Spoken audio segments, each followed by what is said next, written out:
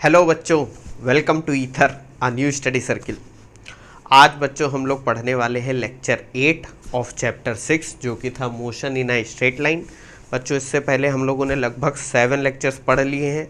अब आपको लग रहा होगा सर एक घंटे के लगभग वीडियो हैं और यहाँ पर हम 8-9 लेक्चर पढ़ेंगे टोटल चैप्टर के लिए तो बहुत ज़्यादा टाइम लगेगा। देखो बच्चों टाइम कुछ ज़्यादा नहीं लग रहा है। हो क्या रहा है बच्चों, आपके दिमाग में होता है कि अरे कोई बंदा 1 घंटे में पढ़ा दे रहा है, इसका मतलब वो सब कुछ बता दे रहा है। आप खुद सोचो बच्चों, मैं 1-1 घंटे की वीडियो बना के जो डाल रहा हूँ इसका मतलब उन वीडियो में मैंने कोई कॉमेडी तो करी नहीं है, कुछ ना कुछ तो बताया है जो आपके काम का है। होता क्या है बच्चों, जब ये चीज़ें फ्री में मिलती है ना तब हम लोग को लगता है कि ये ज़्यादा बता दे रहा है या कम बता दे रहा है।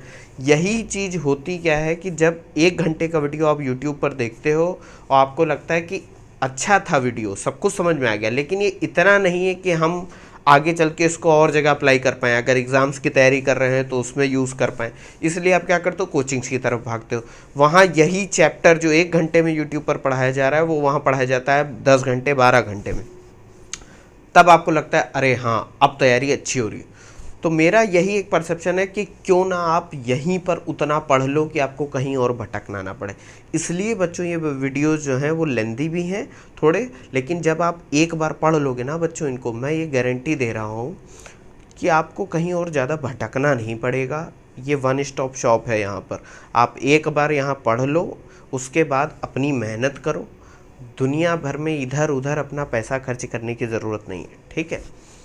चलो बहुत बात होते होगी। अब आज के चैप्टर में, आज के इस लेक्चर में हम लोग क्या पढ़ने वाले हैं बच्चों, हम लोग पढ़ने वाले हैं फ्री फॉल एक्सेलरेशन या फ्री फॉल क्या होता है।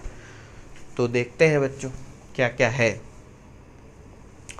सबसे पहले जैसे मैंने बताया कि फ्री फॉल एक्सेलरेशन के बारे में पढ़ेंगे हम लोग।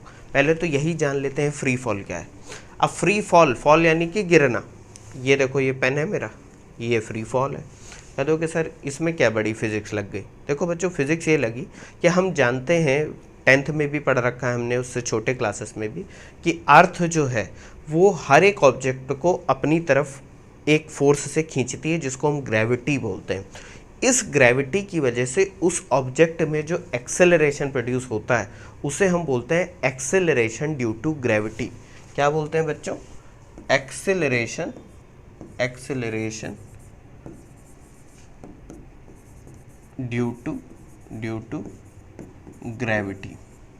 और आपने ये भी पढ़ रखा है कि ये इसको जी से रिप्रेजेंट करते हैं, स्मॉल जी से। या आपने छोटे क्लासेस में भी पढ़ रखा होगा। और इसकी यूनिट एक्सेलरेशन है तो यूनिट क्या होगी, मीटर पर सेकंड स्क्वायर। अब बात आती है सर ये फ्री फॉल क्या है। देखो फ्री फॉल बच्चों यही है कि आप किसी ऑब्जेक्ट को अपने आप गिरने दें, उसमें कोई फोर्स ना लगा, बस उसको आपने छोड़ दिया, ये गिर गया, ठीक है। ये अपने आप ग्रेविटी की मदद से नीचे आ रहा है। बस यहाँ पर एक पॉइंट ध्यान में रखना है कि अगर आप एयर रेजिस्टेंस को देखो, हमारे आपके इर्द गिर्द क्या है, एयर है, एटमॉस्फेयर है, तो उसमें अगर आप किसी ऑब्जेक्ट को नीचे गिरने दे रहे हैं, फ्रीली फॉल होने दे रहे हैं, तो बस एक चीज़ का ध्यान रखना है कि जब हम फ्री फॉल की बात करेंगे तो उस केस में हम ये मान लेंगे कि एयर का जो रेजिस्टेंस है, मतलब जब आप, जाहिर सी बात है कोई भी चीज़ गिरती है तो हवा भी उसका रेजिस्ट करती है उसके मोशन को। वो क्या करती है, उसकी स्पीड को स्लो डाउन करती है। आप खुद समझिए कि एक पेपर को आप छोड़िए तो वो क्या होता है, धीमे धीमे नीचे आता है कि नहीं आता है। उस पेपर के शेप की वजह से क्या होता है, एयर जो है आसपास, एयर उस पर एक रेजिस्टेंस लगाती है, ठीक है। हम इस केस में मान रहे हैं कि एयर रेजिस्टेंस क्या है, नेग्लेजिबल है। तो यहाँ पर बच्चों देखो लिखा क्या हुआ है, an object released near the surface of earth is accelerated downward due to gravity। ये तो हमको पता है। अब near the surface of earth का मतलब ये है बच्चों कि ऐसा ना हो कि आप ऑब्जेक्ट को जाकर स्पेस से छोड़ो, या अर्थ की सरफेस से आप 50 किलोमीटर दूर चले गए और वहाँ से छोड़ रहे हैं। नियर द सरफेस की भी हम लोग बात करेंगे जब हम लोग ग्रेविटेशन पढ़ेंगे। जैसे हम और आप हैं, नॉर्मल प्रैक्टिस में जो भी चीज़ें देखते हैं गिरती हुई वो कितना होती हैं, 1 मीटर, 2 मीटर, 20 मीटर, 50 मीटर, या बहुत ज़्यादा आप देखते होगे 100 मीटर देखते होगे। ऐसा नहीं देख रहे होगे कि 3 किलोमीटर से कोई चीज़ गिरते हुए आ रही है। बात समझ रहे हो कि नहीं, क्योंकि उस केस में जो जी है, acceleration due to gravity, gravity की वजह से जो ऑब्जेक्ट, जाहिर सी बात है कोई भी चीज़ आप जैसे फ्री फॉल होने देते हो तो होता क्या है, टाइम के साथ उसकी स्पीड बढ़ती रहती है, बढ़ती रहती है कि नहीं। इसका मतलब उसमें एक्सेलरेशन है और उस एक्सेलरेशन को हम बोलते हैं एक्सेलरेशन ड्यू टू ग्रेविटी। जिसकी वैल्यू आप लोगों ने पढ़ रही होगी 9.81 मीटर पर सेकेंड स्क्वायर, ये आपने पढ़ी होगी। अभी हम जानेंगे कि ये वैल्यू भी एग्जैक्ट नहीं होती, ये कहाँ कहाँ पर होती है, ये वैल्यू वो चेंज होती रहती है। दूसरा पॉइंट क्या लिखा है बच्चों, if air resistance is neglected object is said to be under free fall with constant acceleration. यही तो मैं बात कर रहा हूं कि एयर रेजिस्टेंस को आपको नेग्लेक्ट कर देना, वो है लेकिन हम अपनी कैलकुलेशंस में अभी मान के चलेंगे कि किसी तरीके का एयर रेजिस्टेंस नहीं है। ठीक है, ये समझ गए होगे, इसको देखो एक बार फिर आगे बढ़ते हैं। क्या है, अब देखो जाहिर सी बात है कि जब एक्सेलरेशन कांस्टेंट है, तो हम लोगों ने लास्ट वाले लेक्चर में पढ़ा था इक्वेशंस ऑफ मोशन। अब equation of motion constant acceleration के लिए ही होती हैं। बस यहाँ पर एक चीज़ हम लोग क्या करेंगे, एक्सेलरेशन की जगह पे एक्सेलरेशन ड्यू टू ग्रेविटी रख देंगे। बस यहाँ पर कुछ चीज़ें आपको समझने लायक हैं, वरना आप क्वेश्चंस में कुछ गलतियाँ कर दोगे। क्या कर दोगे, देखो बच्चों, मोशन जब हॉरिजॉन्टल डायरेक्शन में हो रहा था तो हमने उसको एक्स मान लिया था डायरेक्शन, और जाहिर सी बात है वर्टिकल डायरेक्शन में होगा तो हम उसको क्या मान लेंगे, वाई डायरेक्शन ले लेंगे, जो कि ऑब्वियस सा केस है, हम लेते ही हैं। बस कंडीशन एक ही है कि ये मोशन स्ट्रेट लाइन में है, एक्स में हो चाहे वाई में हो, और क्योंकि हम फ्रीली फॉलिंग की बात कर रहे हैं यानी कि अपवर्ड डाउनवर्ड मोशन की, तो हम वाई एक्सिस को ले लेंगे। इससे कोई बहुत ज़्यादा चेंज नहीं आने वाला है। बस इक्वेशंस ऑफ मोशन में जहाँ एक्स था वहाँ वाई आ जाएगा। बस हमने क्या करा है, उसको रिप्रेजेंट अलग तरीके से करा है ताकि हमें पता चल जाए कि मोशन अपवर्ड डाउनवर्ड हो रहा है। ठीक है, अब एक चीज़ और समझने वाली है। क्या समझने वाली है, साइन कन्वेंशन, मतलब साइंस क्या होते हैं। जैसे एक्स में आपने देखा था कि ओरिजिन से इधर वाले जो थे सारे नंबर्स वो पॉजिटिव, वो इधर वाले नेगेटिव। उसी तरह वाई एक्सिस में जो ओरिजिन यानी जिस पॉइंट से आप मोशन स्टार्ट कर रहे हो, ऊपर वाले पॉजिटिव ले लेंगे, नीचे वाले नेगेटिव ले लेंगे। यानी कि ऊपर की तरफ वाई पॉजिटिव होगा, नीचे की तरफ नेगेटिव होगा। ऑब्वियस सी बात है। अब यहाँ पर एक चीज़ समझने वाली है। पहले क्या हम लोग करते हैं, एक काम ये करते हैं कि motion upwards, motion upwards,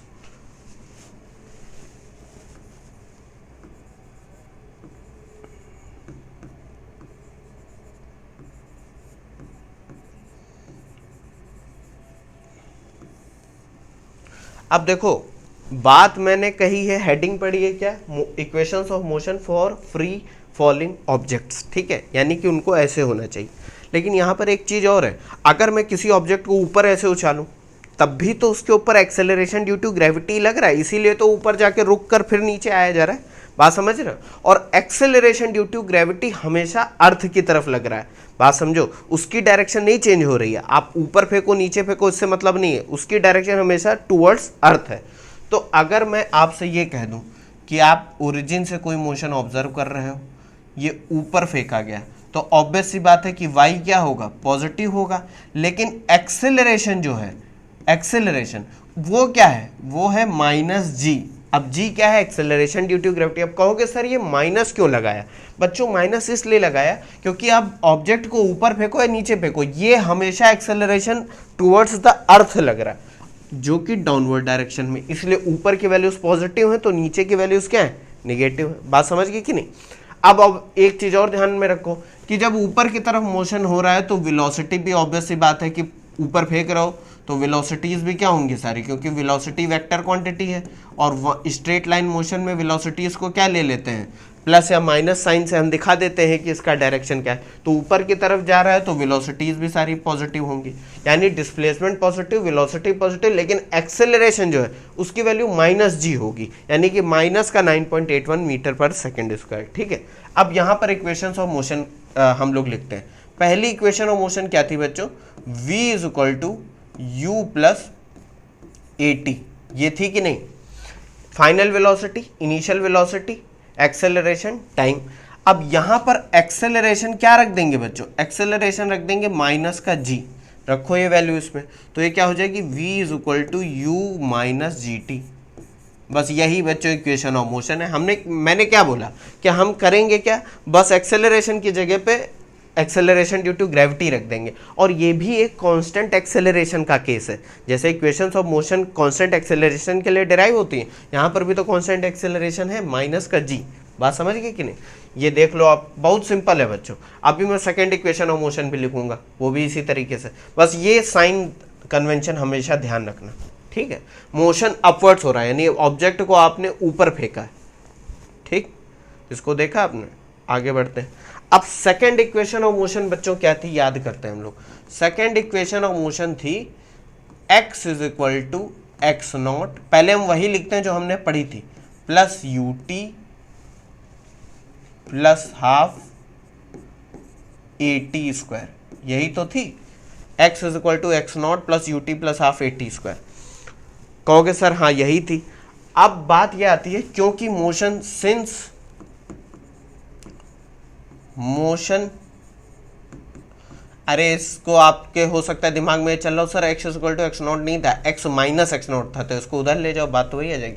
since motion is in y direction, y direction, y direction, तो कुछ नहीं करना है बच्चों, एक्स की जगह पर क्या रख देंगे हम, वाई, तो y is equal to y not plus u t, और एंड एक्सेलरेशन कितना है बच्चों, माइनस का जी। माइनस जी क्यों, फिर मैं बता रहा हूं, मोशन तो ऊपर की तरफ हो रहा है लेकिन एक्सेलरेशन हमेशा नीचे की तरफ। U t plus plus a की जगह माइनस रखेंगे तो minus half g t square, g t square. ये बच्चों है आपकी second equation of motion for free falling या objects under acceleration due to gravity. बात समझ गए कि नहीं।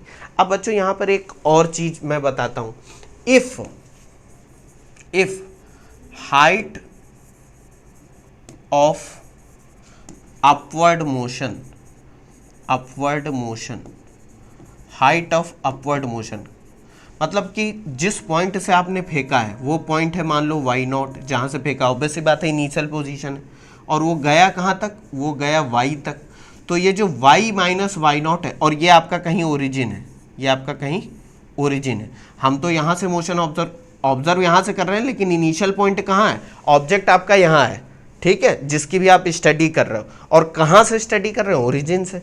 तो ये गया कहाँ से कहाँ तक, वाई नॉट से वाई तक गया। तो अगर मैं ये डिफरेंस देखूँ, ये डिफरेंस देखूँ, तो इसको अगर मैं स्मॉल h से प्रेजेंट कर दूँ, यानी डिस्प्लेसमेंट जो है y minus y not, if height of upward motion is small h, यानी y माइनस वाई नॉट की वैल्यू क्या होगी बच्चों, h। तो ये वैल्यू अगर मैं इसमें रख दूं तो h is equal to u t minus half g t square. ये इक्वेशन भी बच्चों ध्यान में रखना। आप कहोगे सर इसमें अंतर तो कुछ आया नहीं, भाई जाहिर सी बात है, ये वाली पूरी वैल्यू कितनी है ओरिजिन से, फाइनल पोजीशन आपकी y है और इनिशियल पोजीशन कितनी है, y नॉट है। तो आप जब यहाँ से फेंकोगे तो कितना ऊपर जाएगा, y माइनस वाई नॉट, यही तो डिस्प्लेसमेंट है, फाइनल माइनस इनिशियल। वही यहाँ पर मैंने h लिख दिया। एक्चुअली बच्चों होता क्या, कुछ किताबों में ऐसे भी आप लिखा देखोगे, height is equal to u t minus half g t square, क्योंकि जब अपवर्ड डाउनवर्ड मोशन की बात होगी तो हाइट की भी बात होगी, ठीक है। तो ये भी इक्वेशन सही है, दोनों इक्वेशन सही है, बस यहाँ पर डिस्प्लेसमेंट की बात करी गई जो कि हाइट है, और यहाँ पे इनिशियल और फाइनल पोजीशन की बात करी। इसको देख लो एक बार, बहुत सिंपल है बच्चों, ये कोई बहुत कठिन चीज़ नहीं है। लिख लिया, देखो बच्चों आप अपने समझने के लिए लिख लो, बाकी तो मैं बताता रहता हूँ हर लेक्चर में कि मैं नोट्स दे दूंगा।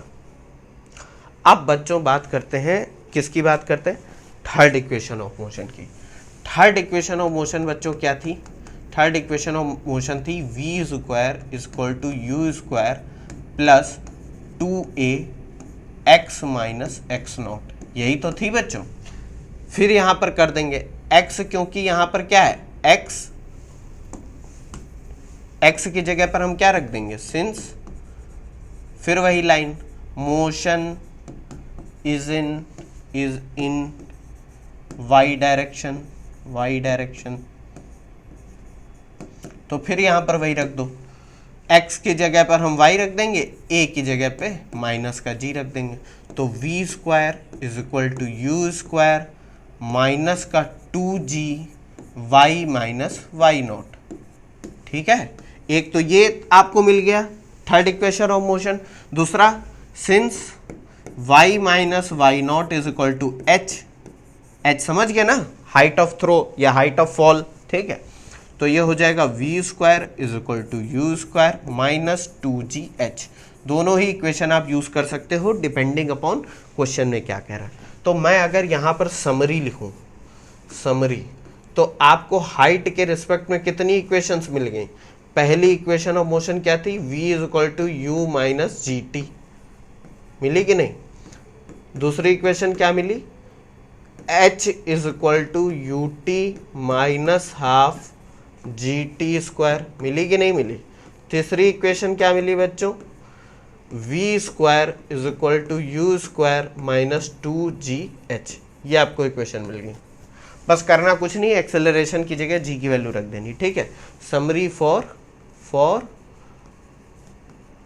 अपवर्ड मोशन, अपवर्ड मोशन यानी equation of motion for upward motion, ये होंगी बच्चों। यहाँ पर क्या बोलते हैं, h की जगह y माइनस वाई नॉट भी रख सकते हो, डिपेंडिंग अपॉन कैसा आपसे पूछा जा रहा है क्वेश्चन। ये लिख लो बच्चों, कहीं पर देख लो, इसको समझ लो पॉज करके वीडियो। अब बच्चों यहीं पर एक चीज़ और करते हैं, क्या करते हैं? अभी तो हम लोगों ने मोशन अपवर्ड्स देखा ना, अब मोशन डाउनवर्ड्स देखते हैं कि अब फॉलिंग के बारे में आ जाते हैं। अब क्या हो रहा है? मोशन डाउनवर्ड्स हो रहा है, मतलब आपने ऑब्जेक्ट को छोड़ दिया है, ठीक है। मोशन डाउनवर्ड्स, ठीक है, यानी ये एक्चुअल कंडीशन है फ्री फॉल की। तो अब बच्चों यहाँ पर ध्यान से समझते हैं, क्या समझेंगे हम कि जो नीचे जा रहा है ऑब्जेक्ट, ठीक है, नीचे जा रहा है, ऐसे जा रहा है नीचे, ठीक। एक्सेलरेशन कितना है? एक्सेलरेशन आपका माइनस का जी ही है। अब यहाँ पर देखो बात समझना, वाई तो यहाँ पर माइनस का वाई आ जाएगा ना, माइनस का वाई आएगा क्योंकि अब मोशन नीचे की तरफ हो रहा। और वेलोसिटीज भी सारी क्या हो जाएंगी? वेलोसिटीज भी सारी क्या हो जाएंगी? नेगेटिव हो जाएंगी। हो जाएंगी कि नहीं हो जाएंगी?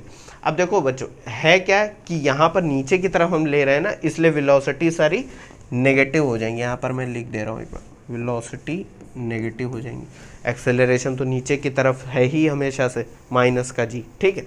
अब यहाँ पर देखते हैं, फर्स्ट इक्वेशन ऑफ मोशन बच्चों क्या थी? पहली equation of motion v is equal to u plus a t. अब यहाँ पर समझना, वेलोसिटी सारी निगेटिव है, सिंस वेलोसिटीज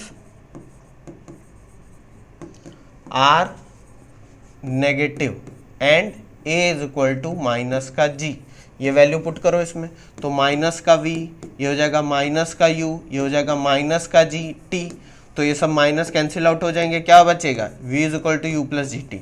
अब बच्चों यही चीज़ मैं आपको अभी एक बात बताने वाला हूँ, पहले आप इसको देख लो, समझ लो। ये समझ गए हो कि वेलोसिटीज भी सारी निगेटिव हैं, तो हमने उसी हिसाब से वैल्यू रख दी। एक्सेलरेशन माइनस जी पहले से था, वो भी रख दी, और ये हमारी इक्वेशन आ गई। इसको बच्चों देखो, मैं आपको एक बात बताऊँगा अभी, पहले ये तीनों इक्वेशन ऑफ मोशन लिख लेते हैं, उसके बाद लिख लिया। सेकेंड इक्वेशन ऑफ मोशन क्या होगी बच्चों? सेकेंड इक्वेशन ऑफ मोशन क्या हमने लिखी थी? अब डायरेक्ट लिखता हूं मैं, बार बार बताने की जरूरत नहीं है। क्या लिखा था हम लोगों ने? y is equal to y not plus u t minus नहीं, यहाँ पर पहले एक काम करता हूँ, x वाली लिख लेता हूँ, वरना कंफ्यूज हो जाओगे, मैं ही कंफ्यूज हो रहा हूँ। x is equal to x not plus u t plus half a t square. यहाँ पर x की जगह पर रख देंगे y, लेकिन क्या रखेंगे? माइनस वाई, निगेटिव साइंस के साथ। क्यों निगेटिव साइन के साथ? क्योंकि मोशन नीचे की तरफ हो रहा, ऊपर वाला पॉजिटिव माना है तो नीचे वाला क्या मानोगे? निगेटिव मानोगे। u को रख देंगे माइनस का u, ठीक है, और क्या रख देंगे यहाँ पर हम लोग? एक्सेलरेशन रख देंगे माइनस का g। अब वैल्यूज पुट करो सारी, तो ये हो जाएगा माइनस का y is equal to minus का वाई नॉट, और u की जगह पे माइनस का यू टी, और a की जगह पे माइनस का जी टी स्क्वायर बाई 2। हो जाएगा कि नहीं हो जाएगा? देखो सारी वैल्यूज हमने निगेटिव रख दी क्योंकि माइनस साइन में था।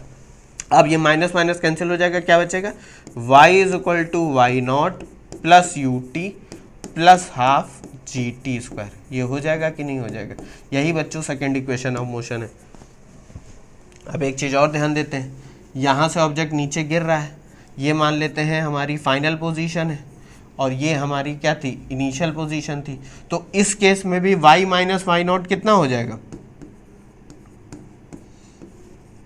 इसको h मान सकते हैं, हाइट ऑफ फॉल, जिस हाइट से वो गिर रहा।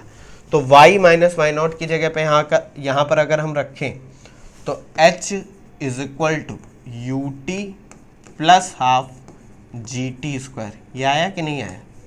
ठीक है, ये दोनों बातें एक ही हैं, बस यहाँ पर हाइट को ले लिया, वहाँ इनिशियल और फाइनल पोजीशन को ले लिया। ठीक है, इसको भी देख लो एक बार, लिख लिया। अब थर्ड इक्वेशन ऑफ मोशन पे आ जाते हैं। थर्ड इक्वेशन ऑफ मोशन बच्चों ये सब बहुत सिंपल है, इसमें कुछ ज़्यादा नहीं करना है। V square is equal to u square plus 2a x minus x not, यही थी कि नहीं थी? अब यहाँ पर फिर वही सारी वैल्यूज रख दो। x की जगह पे क्या रखेंगे? माइनस का y, ठीक है, और u और v तो निगेटिव है, ये u की जगह माइनस का u, v की जगह पे माइनस का v और a की जगह पर माइनस का g, ये सारी वैल्यूज रख दो। अब जाहिर सी बात है ये स्क्वायर है तो बात एक ही है, लेकिन फिर भी मैं करके दिखा देता हूँ, कंफ्यूज ना हो। और ये हो जाएगा माइनस का प्लस का 2 ब्रैकेट में माइनस का g, और यहाँ पर बच्चों देखो क्या हो जाएगा, x की जगह पे माइनस का y आ जाएगा और x नॉट की जगह पे माइनस का क्या आ जाएगा? y नॉट, तो ये हो जाएगा प्लस का y नॉट। अब ये क्या आ जाएगा? v स्क्वायर, माइनस का स्क्वायर पॉजिटिव होता है, u स्क्वायर माइनस का 2g, और इसमें से माइनस कॉमन ले लो, माइनस कॉमन ले लो, तो ये y माइनस वाई नॉट हो जाएगा, और ये बाहर माइनस जब लोगे तो माइनस माइनस मिलके क्या बनेंगे? प्लस, तो ये हो जाएगा 2g y minus y naught, हो जाएगा कि नहीं? ये है बच्चों third equation of motion for freely falling. Since y minus y naught है आपका h, तो हम क्या रख देंगे इसको? V square is equal to u square plus 2gh, तो यहाँ से आपको थर्ड इक्वेशन ऑफ मोशन भी मिल गई। ठीक है, तो आपको तीनों इक्वेशन ऑफ मोशन पता चल गई। एक तो डाउनवर्ड मोशन के लिए v is equal to u plus g t, फिर h is equal to u t plus half g t square, और v square is equal to u square plus 2gh। ठीक है, अब बच्चों कुछ कुछ किताबों में ये चीज़ें ऐसे डायरेक्ट नहीं लिखी हुई है, वहाँ पर क्या कह दिया कि भैया a is equal to minus g रख दो, y माइनस वाई नॉट की जगह h रख दो, आपकी ये वैल्यू आ जाएगी। ये मैंने इसलिए बताया बच्चों ताकि आप कंफ्यूज ना हो क्वेश्चन देख के कि प्लस लेना है कि माइनस लेना है, इसी में क्वेश्चन गलत कर दोगे। अब इसके बाद बच्चों एक समरी मैं बताने वाला हूँ जो टोटल मोशंस की समरी है, अपवर्ड और डाउनवर्ड। समरी ये बच्चों ज़रूर लिखा करो कहीं पर, जब भी आप कोई भी चीज़ पढ़ो तो क्या उससे समझे हो उसको एक पेपर पे ज़रूर लिखा करो। मोशन अपवर्ड्स, एक तो पहले हमने पढ़ा मोशन अपवर्ड्स। इस केस में बच्चों क्या क्या आया? पहली इक्वेशन ऑफ मोशन क्या आई? v is equal to u minus g t. दूसरी इक्वेशन ऑफ मोशन क्या आई? h के टर्म में लिख रहा हूँ, h is equal to u t minus half g t square, ये आई। थर्ड क्या आई? v square is equal to u square minus का 2gh, जहाँ पर h क्या है? y minus y naught, initial final minus initial. ठीक है, और हमने मोशन अपवर्ड्स के लिए डाउनवर्ड्स के लिए क्या जाना? Motion downwards. ये सारी इक्वेशन सेम है, बस माइनस की जगह बीच में प्लस आ जाएगा कि नहीं? तो पहली क्या थी? v is equal to u plus g t. दूसरी क्या आई? h is equal to u t plus half g t square. और तीसरी क्या आई बच्चों? v square is equal to u square plus 2gh। बस यही बातें बच्चों ध्यान में रखनी है। अब आप भले वो साइन कन्वेंशन आपको ध्यान में ना रहे, बस इतना ध्यान रखना कि मोशन जब अपवर्ड लेंगे तो हम बीच में माइनस साइन ले लेंगे, जब डाउनवर्ड लेंगे तो बीच में प्लस साइन ले लेंगे। बात समझे? और ये एक चीज़ सही भी दिखा रहा है। अगर मैं आपकी जगह होता तो मैं सोचने की कोशिश करता कि ऐसा क्यों हो रहा है। देखो, हर एक साइन का, हर एक लेटर का, हर एक कॉमा का मीनिंग होता है फिजिक्स में। ऑब्वियस सी बात है कि कोई भी चीज़ हम ऊपर फेंकते हैं, जैसे देखो पेन ही फेंका मैंने, तो ये देखो रुका जाके आगे तब नीचे आया, तो यानी इसकी वेलोसिटी जब आप ऊपर फेंकोगे इसको under the acceleration due to gravity, तो होगा क्या? एक टाइम के बाद इसकी वेलोसिटी घटकर 0 होगी, तभी तो नीचे गिरेगा अर्थ की तरफ, वरना तो निकल जाएगा ना, कहीं चंद्रमा पे पहुंच जाएगा, कहीं स्पेस में चला जाएगा। तो इसका मतलब है कि इनिशियल वेलोसिटी धीरे धीरे घटेगी, और कोई चीज़ घटेगी तभी जब उसमें कोई नंबर घटेगा। देखो इसीलिए माइनस साइन आ रहा है कि नहीं? ऐसे भी समझा करो तो मज़ा आएगा। क्योंकि g की वैल्यू माइनस जी लिखा हुआ है, ठीक है, लेकिन g का अगर हम देखें तो g में मैग्नीट्यूड भी है और डायरेक्शन भी है, तो डायरेक्शन माइनस की तरफ से आ गई और g की वैल्यू कितनी है 9.81। टाइम तो एक स्केलर क्वांटिटी, इसीलिए देखो ये वैल्यूज घट रही हैं, ठीक है। यहां पर देखो जब कोई ऑब्जेक्ट फेंका जाता है नीचे, फर्स्ट इक्वेशन ऑफ मोशन पे हम खाली ध्यान दे रहे हैं, नीचे की दोनों छोड़ दो, तो जाहिर सी बात है उसकी वेलोसिटी बढ़ रही है, इनिशियल वेलोसिटी में कुछ कुछ इंक्रीमेंट होता जा रहा है। तो इंक्रीमेंट कैसे पता चलेगा? जब बीच में प्लस साइन होगा, देखो यहां से भी दिख रहा है। चलो इतना दिमाग मत लगाओ, ये तो बहुत सिंपल सी चीज़ें समझ गए होगे, इसको लिख लो कहीं पर और ये चीज़ें ध्यान भी रखना, क्योंकि ये आप वहाँ पर डिराइव करने लगोगे तो इतना टाइम, मान लो आप किसी पेपर के लिए तैयारी करो, मैं तब की बात कर रहा हूँ, खाली समझना है तब तो पूरा दिन यही सब देखते रहो, मुझे क्या करना है।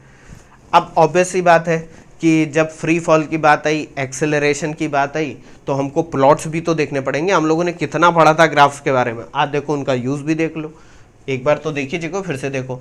अगर कोई ऑब्जेक्ट फ्रीली फॉलिंग के केस में, मैं यहाँ पर डाउनवर्ड की बात कर रहा हूँ, फ्री फॉल की बात कर रहा हूँ, मतलब कि वो गिर रहा है नीचे अर्थ की तरफ, तो उस केस में जाहिर सी बात है सारी क्वांटिटीज निगेटिव डायरेक्शन की तरफ हो जाएंगी, इसलिए मैंने देखो ये डाउनवर्ड कर्व बनाया, कोई बहुत अंतर नहीं आया है। पॉजिटिव के केस में सारे ऊपर की तरफ होते हैं, ओरिजिन से ऊपर की तरफ, यहाँ पर नीचे की तरफ। अब ऑब्वियस सी बात है कि आपका एक्सेलरेशन, ये सारे नेगेटिव साइंस के साथ है, नेगेटिव साइंस के साथ, नेगेटिव साइंस के साथ, ठीक है। ऑब्वियस सी बात है अगर मैं एक्सेलरेशन वर्सेस टाइम कर्व बनाऊं, तो टाइम के साथ एक्सेलरेशन आपका कांस्टेंट है, उसकी वैल्यू कितनी है? उसकी वैल्यू है जी की वैल्यू यानी 9.81 मीटर पर सेकंड स्क्वायर। अब ऑब्जेक्ट जब गिरेगा तो टाइम भले बढ़ता चला जाए लेकिन एक्सेलरेशन कांस्टेंट है, इसलिए एक हॉरिजॉन्टल लाइन मिलेगी। ये हम लोग पहले भी पढ़ चुके हैं कि जब एक्सेलरेशन कांस्टेंट होगा या कोई भी क्वांटिटी जब कांस्टेंट होती है तो उसका कर्व कैसा होता है? Straight line parallel to time axis या एक्स एक्सिस। ये देखो है कि नहीं है, बात समझ गए।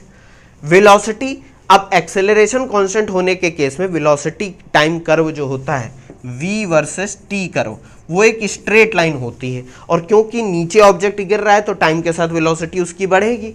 तो यहाँ पर देखो, मान लो इनिशियली आपने इसको फ्री फॉल ऐसे यहाँ से छोड़ा, ओरिजिन से मतलब कि ये अभी रेस्ट में आपने छोड़ा, तो जब रेस्ट में था तो उसकी वेलोसिटी जीरो थी, धीरे धीरे टाइम बढ़ेगा तो उसकी वेलोसिटी क्या होगी? बढ़ेगी। ये नेगेटिव का मतलब सिर्फ यहाँ से डायरेक्शन से है बच्चों, ठीक है, समझ गए। अब यहाँ पर आ जाओ, ये है y versus t curve, y versus t मतलब displacement versus time curve, position versus time curve. अब ऑब्वियस सी बात है टाइम जब बढ़ेगा तो जिस पॉइंट से आपने छोड़ा है उससे इसकी पोजीशन चेंज होती रहेगी, इसका डिस्प्लेसमेंट बढ़ता रहेगा। तो यही यहाँ पर देखो इस कर्व के थ्रू हमने दिखाया है कि टाइम बढ़ रहा है, डिस्प्लेसमेंट बढ़ रहा है कि नहीं। अब कहोगे सर इस कर्व का शेप ऐसा क्यों है, ये स्ट्रेट लाइन है। मैंने पहले भी बताया था कि जब एक्सेलरेशन कांस्टेंट होता है तो वेलोसिटी जो होती है, वेलोसिटी वो फंक्शन ऑफ टाइम होती है, लेकिन उसमें टाइम की पावर कितनी होती है? ये देखो वेलोसिटी का कैसे होता है, v equal to u plus g t होता है कि नहीं, तो टाइम की पावर 1 है, तो यानी कि वेलोसिटी टाइम करो स्ट्रेट लाइन होगी y equal to m x plus c से। और यहाँ पर चले आओ, जब हमने देखा h या y equal to y not plus u t plus half g t square, यहाँ पर देखो y की वैल्यू किस पे डिपेंड कर रही है? ये इसको कंपेयर करोगे अगर मैथ के किसी कर्व से, तो ये इक्वेशन लगभग लिखी हुई है इक्वेशन ऑफ पैराबोला, तो ये पैराबोलिक पाथ फॉलो कर, पैराबोलिक कर्व होगा। कहोगे पाथ फॉलो कर, देखो गिरेगा तो स्ट्रेट लाइन में, गिरेगा स्ट्रेट लाइन में, लेकिन जो उसकी पोजीशन चेंज हो रही है टाइम के साथ उसका रिलेशन टाइम से पैराबोलिक होगा। कहोगे सर इसका क्या मतलब है? यही तो कर्व का मतलब होता है कि इनिशियली देखो बच्चा क्या है कि अगर मैं इतना टाइम लूँ, छोटा सा एक टाइम इंटरवल ले लेता हूँ, मान लो 1 सेकंड का टाइम इंटरवल ले लो, तो उसमें हमको देखने को मिलेगा कि पोजीशन में चेंज कितना आया है, पोजीशन में चेंज आया है इतना, ठीक है, ये इतना चेंज है। लेकिन अगर मैं थोड़ी देर के बाद मान लो कोई एक टाइम सेकंड, उतना ही टाइम ड्यूरेशन लेता हूँ 1 सेकंड का, जब वो गिर रही थी तो थोड़ी देर के बाद मैंने लिया,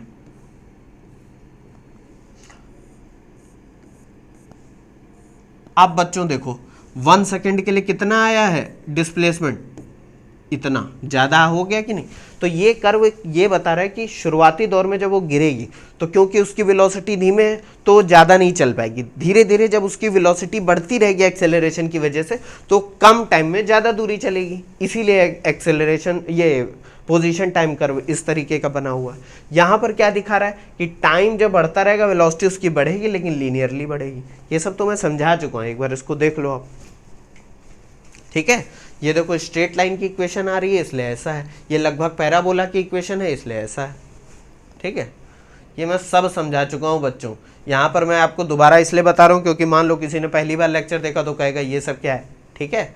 आप पहले के लेक्चर्स बच्चों ज़रूर देख लेना, बहुत मेहनत करके बनाए गए हैं और उसका जो मैटर है वो NCERTs या जितनी भी स्टैंडर्ड बुक है उनसे खोज के सब एक जगह लिखा गया है ताकि आपको कहीं 10 जगह भटकना ना पड़े, ठीक है।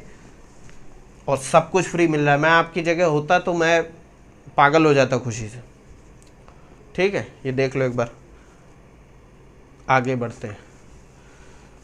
अब ये कुछ पॉइंट हैं बच्चों जी की वैल्यू से रिलेटेड। जी की वैल्यू से रिलेटेड मतलब ये जो जी की वैल्यू आप 9.81 जब देखो तब लिख देते हो ना, 9.81 मीटर पर सेकेंड स्क्वायर, मतलब अर्थ जिस एक्सेलरेशन से ऑब्जेक्ट्स जाते हैं अर्थ की तरफ पे गिरते हैं उसकी वैल्यू होती है 9.81, लेकिन ये हमेशा कांस्टेंट नहीं होती है, ये मैं यहाँ पर बताना चाह रहा हूँ। पहला पॉइंट क्या है, the value of g varies with latitude on earth. अब इसका क्या मतलब हो गया, it is maximum at poles जहां पर इसकी वैल्यू होती है g is equal to 9.832 metre per second square and lesser at the equator. Equator पे वैल्यू इसकी कम होती है। अब बच्चों ध्यान से समझते हैं, अर्थ का आपको पता होगा शेप एक परफेक्ट स्फीयर नहीं है, अर्थ लगभग कुछ ऐसे है कि नहीं है, क्या सर इतनी भी ज़्यादा नहीं है, ऐसे कैसे।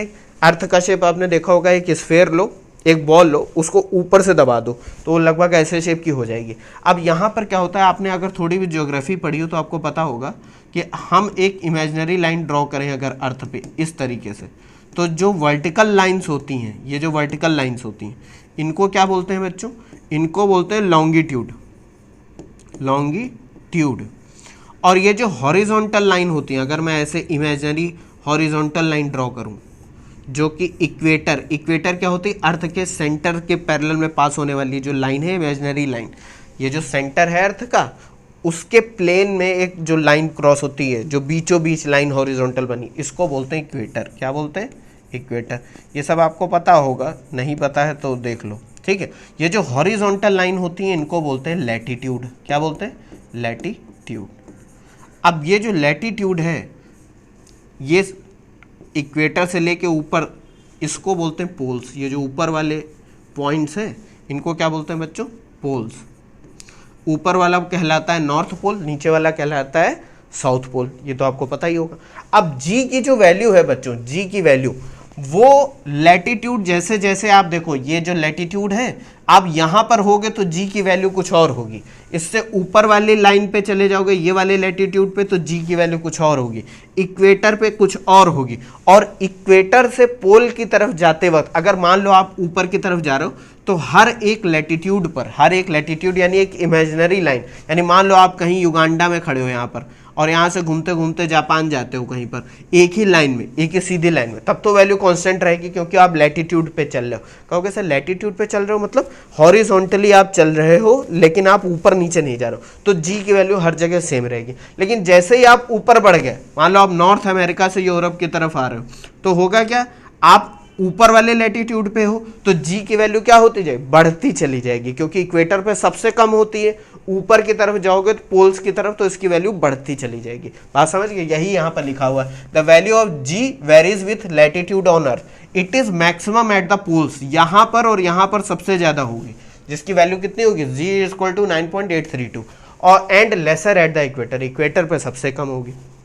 ऑब्वियस सी बात है, इक्वेटर पे लैटिट्यूड जो है वो सबसे बड़ा है क्योंकि वो सबसे बड़ा सर्किल बनेगा, उससे ऊपर जाओगे तो कम बढ़ जाएगी, फिर और बढ़ जाएगी और बढ़ जाएगी, पोल्स पे सबसे ज़्यादा होगी, और होगी कितनी, 9.832 मीटर पर सेकेंड स्क्वायर। ठीक है, ये समझ गए होगे, इसको देख लो एक बार। एक चीज़ और मुझे कहनी, जी की value, ji also varies with height from the earth surface at sea level जो वैल्यू लेते हैं हम जी की वो होती है इतनी, जी is equal to 9.8 metre per second. मतलब समुद्र के देखो बच्चों, अर्थ का जो शेप है, अर्थ पे अलग अलग टाइप के माउंटेन्स हैं, प्लेन है, सब, इसीलिए हम रेफरेंस ऐसा लेते हैं जो कभी चेंज ना हो, लगभग वो कांस्टेंट रहे। तो सी का जो लेवल होता है, समुद्र का लेवल, वो लगभग एक जैसा रहता है हर जगह पे। इसलिए हम क्या कहते हैं कि जी की वैल्यू वहाँ पर हम वहाँ से लेते हैं, बहुत सी चीज़ें, एटमॉस्फेरिक प्रेशर भी वहाँ से रेफरेंस लिया जाता है। तो जी की वैल्यू उस सरफेस पे 9.8 मीटर पर सेकेंड स्क्वायर होती है। अब आपका क्वेश्चन आना चाहिए, तो क्या सर माउंट एवरेस्ट पे जब हम खड़े होंगे तो क्या जी की वैल्यू घट जाएगी क्या? G also varies with height from the earth surface, at sea level value ये होती है। मैं कहूँगा बच्चा घटेगी वैल्यू थोड़ी, लेकिन वो इतनी कम होगी कि बिल्कुल नेग्लेक्जिबल होगी, 0.00000000001 मान लो, ऐसा इस ऑर्डर में वो घटेगी। लेकिन अब यहीं अगर आप चले जाओ 150 किलोमीटर दूर अर्थ की सरफेस से, इतना ज़्यादा दूर 150 किलोमीटर, तो उसकी वैल्यू कंसिडरेबली घटेगी। ठीक है, अब ये कैसे कैसे घटती है, जी की वैल्यू वेरी क्यों करती है, ये सब बच्चों हम लोग जब ग्रेविटेशन पढ़ेंगे तो उसमें डिटेल में पढ़ेंगे। अभी बस आप इतनी बातें ध्यान रखो, बात समझ गया कि नहीं? तो आपसे कोई पूछ ले कि जी की वैल्यू क्या होती है जनरली, तो एट सी लेवल आप बताओगे 9.8 मीटर पर सेकेंड स्क्वायर, और इसकी वैल्यू वेरी करती है from equator to poles, varies with the latitude. Equator पे कम होती है, पोल्स पे ज़्यादा होती है, पोल्स पे होती है 9.82 मीटर पर सेकेंड। किसी किसी किताब में आप ये लिखा देखोगे कि पोल्स पे इसकी वैल्यू 10 होती है, वो लगभग इसी के बराबर है इसलिए कह देते हैं, और यहाँ पर 9.81 भी कहीं कहीं लिखा देखोगे। ठीक है, इसको देख लो बच्चों, इसको समझ गए हो तो लिख भी लेना। आगे बढ़ते हैं। स्टोन एंड फेदर, कह दो सर ये क्या लिख दिया, स्टोन यानी पत्थर और फेदर का मतलब पंख। जैसे मान लो बच्चों, एक बहुत इंटरेस्टिंग कॉन्सेप्ट है, आप किसी बिल्डिंग पे खड़े हो, ये एक बिल्डिंग है, ठीक है, एक मल्टी स्टोरी बिल्डिंग है, आप यहाँ पर खड़े हो, ठीक है, आपका दोस्त भी खड़ा है यहाँ पर, दोनों लोग खड़े हो, ये बिल्डिंग है, बहुत गंदी दिख रही है लेकिन बिल्डिंग है मान लो। अरे यार अब बिल्डिंग बना रहा हूँ, ठीक है, अब एक ये आप खड़े हो, ठीक है, एक ये आप खड़े हो, ये एक आप हो ए और एक बंदा है बी, इसके हाथ में है फेदर, फेदर, ठीक है, यानी कि पंख, चिड़िया का पंख, और इसके हाथ में स्टोन, एक पत्थर है। अभी ये मत कह देना कितना बड़ा स्टोन है, स्टोन एक नॉर्मल पेबल मान लो, ये कितना बड़ा पत्थर है। अब मैं कहता हूं कि same time, at same time, same time and with same height, same height, मतलब अब जाहिर सी बात है दोनों लोग बिल्डिंग पे खड़े हो और मैंने कह दिया कि भैया आपको ड्रॉप करना है पत्थर एक ही हाइट से। ऐसा नहीं है कि मान लो कोई एक बंदा लंबा है तो ज़्यादा ऊपर से फेंक रहा है, दोनों को एक ही लेवल से एक पर्टिकुलर टाइम पे। मैंने कह दिया जब मैं बोलूँगा 3, 2, 1 तो दोनों लोग अपने हाथ में, जो एक के हाथ में पत्थर है, एक के हाथ में एक पंख है, फेदर है, उसको छोड़ देना। दोनों ही छोड़ देते हैं, ये एक पत्थर है, ये नीचे आता है, और ये एक पंख है, ठीक है, पंख लग रहा होगा, ये नीचे आना है। तो ये बताओ कौन सा पहले नीचे पहुंचेगा? आपका झट से आंसर होगा stone will reach first, stone will reach first. Obvious ही बात है, ये तो हम लोग डेली लाइफ में देखते ही हैं, ठीक है। लेकिन बच्चों ये पूरी तरीके से सही नहीं है, क्योंकि कोई ऑब्जेक्ट नीचे गिरेगा कितनी तेजी से ये उसके मास पर डिपेंड नहीं करता, ये डिपेंड करता है एक्सेलरेशन ड्यू टू ग्रेविटी, जो कि है जी। अब जी तो दोनों पर लग रहा है 9.81, ये तो स्टोन पर भी वही लग रहा है, फेदर पर भी वही लग रहा है, तब भी इनको यहाँ पहुँचने में, ग्राउंड पे पहुँचने पे, यहाँ पर पहुँचने में टाइम अलग अलग क्यों लग रहा है बच्चों, यही यहाँ पर बताना है। Stone will reach first when air is there, air is there, वाह राइमिंग हो गया। हवा है ना इर्द गिर्द। अब कहोगे सर हवा का रोल क्या है? बच्चों याद करो, अभी जब हम लोग पढ़ रहे थे तभी मैंने बोला था कि फ्री फॉल के केस में एयर रेजिस्टेंस को हम नेग्लेक्ट कर देंगे अभी के केस में, लेकिन यहाँ एक्चुअल केस में, रियल केस में हवा तो होगी, वरना मर जाओगे तुम, स्टोन फेदर कुछ नहीं फेंक पाओगे। तो हवा की वजह से होगा क्या बच्चों, क्योंकि पत्थर का शेप जिस तरीके का है उस पर एयर रेजिस्टेंस कम लगेगा, तो जाहिर सी बात है उसको अपोज कम मिल रहा है, उसको विरोध कम मिल रहा है, तो तेजी से नीचे जाएगा। और फेदर का ऐसा शेप होने की वजह से क्या होगा, उस पर एयर रेजिस्टेंस ज़्यादा लगेगा। उस पर जो एयर रेजिस्टेंस है, एयर रेजिस्टेंस,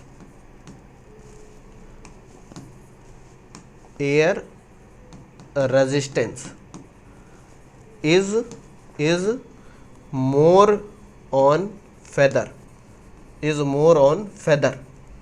ठीक है, हवा का जो विरोध है वो इस पंख पे ज़्यादा है, इसलिए ये धीमे धीमे नीचे आ रहा है। बहुत बच्चों को ये कन्फ्यूज़न होता है, या आपने देखा भी होगा, वो क्या सोचते हैं कि मास क्योंकि स्टोन का ज़्यादा है, वेट ज़्यादा है, इसलिए वो ज़्यादा तेजी से नीचे जा रहा है। बच्चों कोई लेना देना नहीं है। क्या है, time of fall is independent, independent, independent यानी कि डिपेंड नहीं करता है on, independent of, independent of mass. Mass से कोई लेना देना नहीं है। तो इसका करेक्ट आंसर ये नहीं है कि स्टोन का मास ज़्यादा है, वेट ज़्यादा है, इसलिए वो नीचे जल्दी आ रहा है। इसका करेक्ट आंसर ये है कि एयर रेजिस्टेंस जो है वो पर पे फेदर पे ज़्यादा लग रहा है, इसलिए वो धीमे धीमे आ रहा है। ठीक है, अब यहीं पर एक चीज़ और है, क्या है, if both are dropped in vacuum, मतलब हवा को हटा दो, एक ट्यूब बनाओ इमेजिनरी, एक ये ट्यूब है, एक ये ट्यूब है। ठीक है, कह दो कि ट्यूब मतलब अरे इतनी भी छोटी नहीं है कि उसमें पत्थर और फेदर एक साथ ना फेंका जाए, और यहाँ पर स्टोन है, स्टोन है, और यहाँ पर ये फेदर है। क्या है, फेदर है, फेदर। और इस ट्यूब के अंदर वैक्यूम है। वैक्यूम मतलब यहाँ पर एयर नहीं है, नो एयर, नो एयर। अब हवा है ही नहीं तो एयर रेजिस्टेंस क्या होगा। अब जब इनको फेंकोगे, both will reach at the same time, both will reach at the same time, क्योंकि दोनों पर ही एक्सेलरेशन लग रहा है जी, और एयर भी है नहीं रेजिस्ट करने के लिए, इसलिए दोनों एक साथ गिरेंगे। बात समझ रहे हो। इससे रिलेटेड बच्चों बहुत से वीडियो शॉर्ट्स यूट्यूब पर पड़े हुए हैं, आप ऐसे सर्च करके देख लेना, वो मज़ेदार चीज़ है। मैं यहाँ क्या दिखाना क्या है उसमें, ये तो आप समझ ही गए होंगे। एयर रेजिस्टेंस ज़्यादा है, मतलब हवा का, जैसे पेन ही मैं नीचे फेंक रहा हूँ, तो ऑब्वियस सी बात है कि इसके शेप की वजह से हवा इस पर ज़्यादा विरोध नहीं कर पा रही है, रेजिस्ट नहीं कर पा रही, इसलिए तेज़ी से गिर रहा है। इसी जगह अगर मैं किसी पेपर को नीचे आने दूँ तो क्या होगा, वो ऐसे ऐसे करते हुए नीचे आएगा, जैसे फेदर नीचे आ रहा है, क्योंकि उस पर हवा का जो विरोध है, रेजिस्टेंस है, वो ज़्यादा है। ठीक है, और अगर मैं इसको वैक्यूम में फेंकूंगा तब दोनों एक ही टाइम पे नीचे गिरेंगे। बात समझे। बस यहाँ मेन चीज़ जो बताने वाली थी वो ये थी कि टाइम ऑफ फॉल है या जो भी है वो मास पे डिपेंड नहीं कर रहा है। यह आंसर बिल्कुल ही गलत होता है कि आप कह दो कि स्टोन भारी है इसलिए जल्दी पहुंचेगा, ऐसा कुछ नहीं है। ठीक है, ये देख लो, एक बार देख लिया होगा, ये इंटरेस्टिंग चीज़ थी इसलिए मैंने बता दी। अब बच्चों इतना सब पढ़ लिया है तो एक क्वेश्चन भी सॉल्व कर लेते हैं। क्वेश्चन इसलिए सॉल्व कर लें थोड़ी अंडरस्टैंडिंग हो जाए कि इक्वेशन ऑफ मोशन तो हमने एक क्वेश्चन सॉल्व ही करा था, यहाँ पर भी देख लें फ्री फॉल के केस में कैसे हम सॉल्व करेंगे। पहले इतना बड़ा जो क्वेश्चन लिखा है आप देख के डर मत जाना है, बहुत सिंपल क्वेश्चन है। कभी भी क्वेश्चन कितना भी बड़ा लिखा हो ये समझने की कोशिश करना कि वो पूछ क्या रहा है। ठीक है, ज़्यादा घबराने की ज़रूरत नहीं है। क्या आप कह रहा है, a ball is thrown vertically upwards with a velocity of 20 metre per second from the top of a multi storey building. एक बिल्डिंग के ऊपर से एक हम क्या कर रहे हैं, बॉल फेंक रहे हैं। ठीक है, एक बॉल बिल्डिंग के ऊपर से फेंकी जा रही है ऊपर की तरफ with a velocity of 20 metre per second. ठीक है, ये तो हम समझ गए। The height of the point from where the ball is thrown is 25 metre from the ground. मतलब उस पॉइंट से जहाँ से हमने फेंका है उसकी ग्राउंड से हाइट कितनी है, यानी बिल्डिंग की हाइट इंक्लूडिंग जो बंदा फेंक रहा है वो सब मिला के कितनी है, 25 metre. 25 metre. How high will the ball rise. कह रहा है कि जहाँ से तुमने इसको फेंका है वहाँ से कितनी ऊपर जाएगा। पहला तो क्वेश्चन यही है। और दूसरा पार्ट क्या कह रहा है, how long will it take before the ball hits the ground.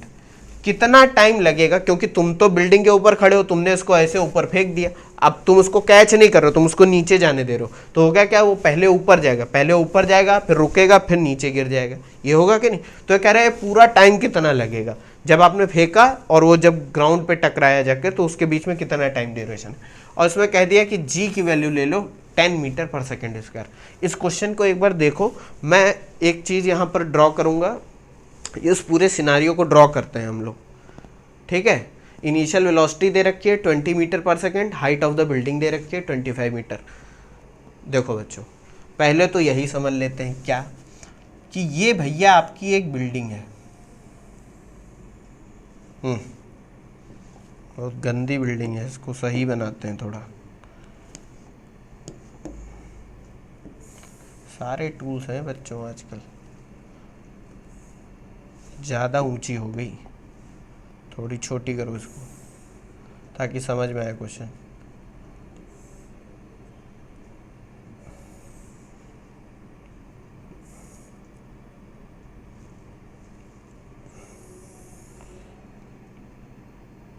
ठीक है बच्चों, ये आपकी एक बिल्डिंग है, बिल्कुल है बिल्डिंग, ठीक।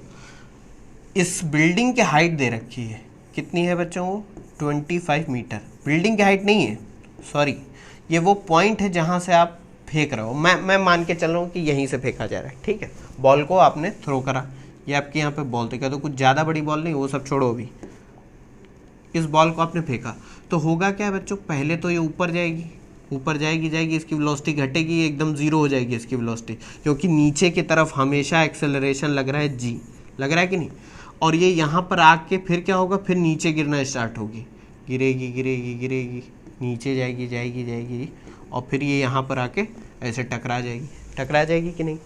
अब बच्चों यहाँ पर बस कुछ नहीं करना है, इक्वेशन ऑफ मोशन लगानी है, लेकिन एक चीज़ ये पूछ रहा है, क्या पूछ रहा है, पहला क्वेश्चन तो यही है कि जहाँ से फेंकी गई है वहाँ से कितनी ऊपर तक जाएगी, तो ये हाइट हम h मान लेते हैं, इनिशियल पोजीशन इसको मान लेते हैं, इस ग्राउंड को मान लेते हैं ओरिजिन, इसको O मान लो, ओरिजिन मान लिया, तो जाहिर सी बात है जहाँ से फेंकी गई है वो आपका इनिशियल पॉइंट है, इनिशियल पोजीशन है y0, और जहाँ तक गई है वो आपकी फाइनल पोजीशन है y, और h क्या है आपका, h है y माइनस y0, यही तो दे रखा है।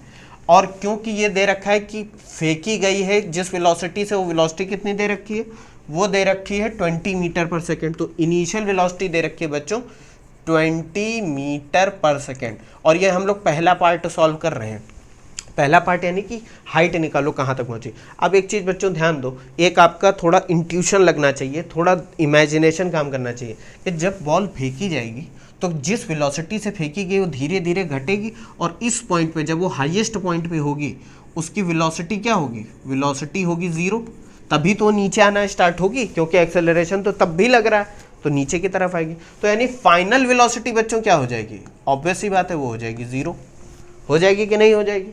अभी हम इस मोशन को एनालाइज कर रहे हैं बच्चों, ये ध्यान रखना, सिर्फ इतने को, अभी दूसरे पार्ट में हम इस पूरे को एनालाइज करेंगे, ठीक है। तो फाइनल वेलोसिटी बच्चों हो गई 0। अब y0 क्या है, y0 है आपका इनिशियल पोजीशन, वो कितनी है 25 मीटर, और फाइनल पोजीशन हमको पता नहीं कितनी होगी। हमें निकालना क्या है, हमें निकालना है y माइनस y0, या कह दो h, हमें निकालना है कि बॉल इनिशियल पॉइंट से कितना ऊपर गई। तो हम जानते हैं कि फाइनल वेलोसिटी, इनिशियल वेलोसिटी और डिस्प्लेसमेंट में एक रिलेशन होता है, क्या रिलेशन होता है, फ्रॉम कौन सी इक्वेशन ऑफ मोशन, थर्ड। जब यहाँ थर्ड लिख दूं तो समझ जाना किसकी बात कर रहा हूँ, थर्ड इक्वेशन ऑफ मोशन। और मोशन कहाँ हो रहा है, मोशन अपवर्ड्स हो रहा है, तो उसके लिए थर्ड इक्वेशन ऑफ मोशन हम लोगों ने डिराइव करी थी, v square is equal to u square minus 2g। अब यहाँ पर या तो y माइनस y0 लिख लो, y माइनस y0, या h लिख लो, तो v square is equal to u square minus 2gh, है कि नहीं।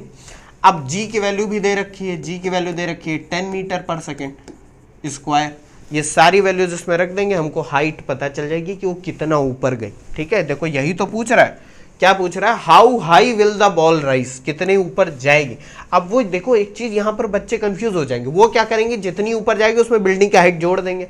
बच्चों ये उसने पूछा ही नहीं है, आप जहां से फेंक रहे हो हम वहां से अभी कह रहे हैं कि वो कितना ऊपर जाएगी। बात समझो, how high will the ball rise, ठीक है, कितना जाएगी बिल्डिंग के ऊपर से, ठीक है। तो वो हमको निकालना है, डिस्प्लेसमेंट निकालना है, इसमें हम वैल्यू रख देते हैं।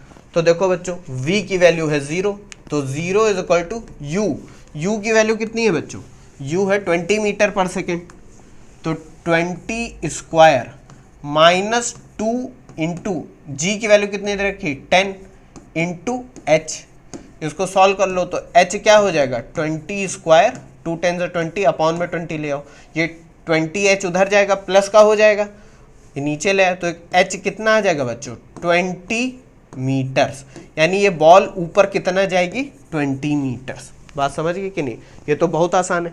अब एक चीज और मैं आपसे कहूंगा कि पार्ट बी हमें सॉल्व करना है।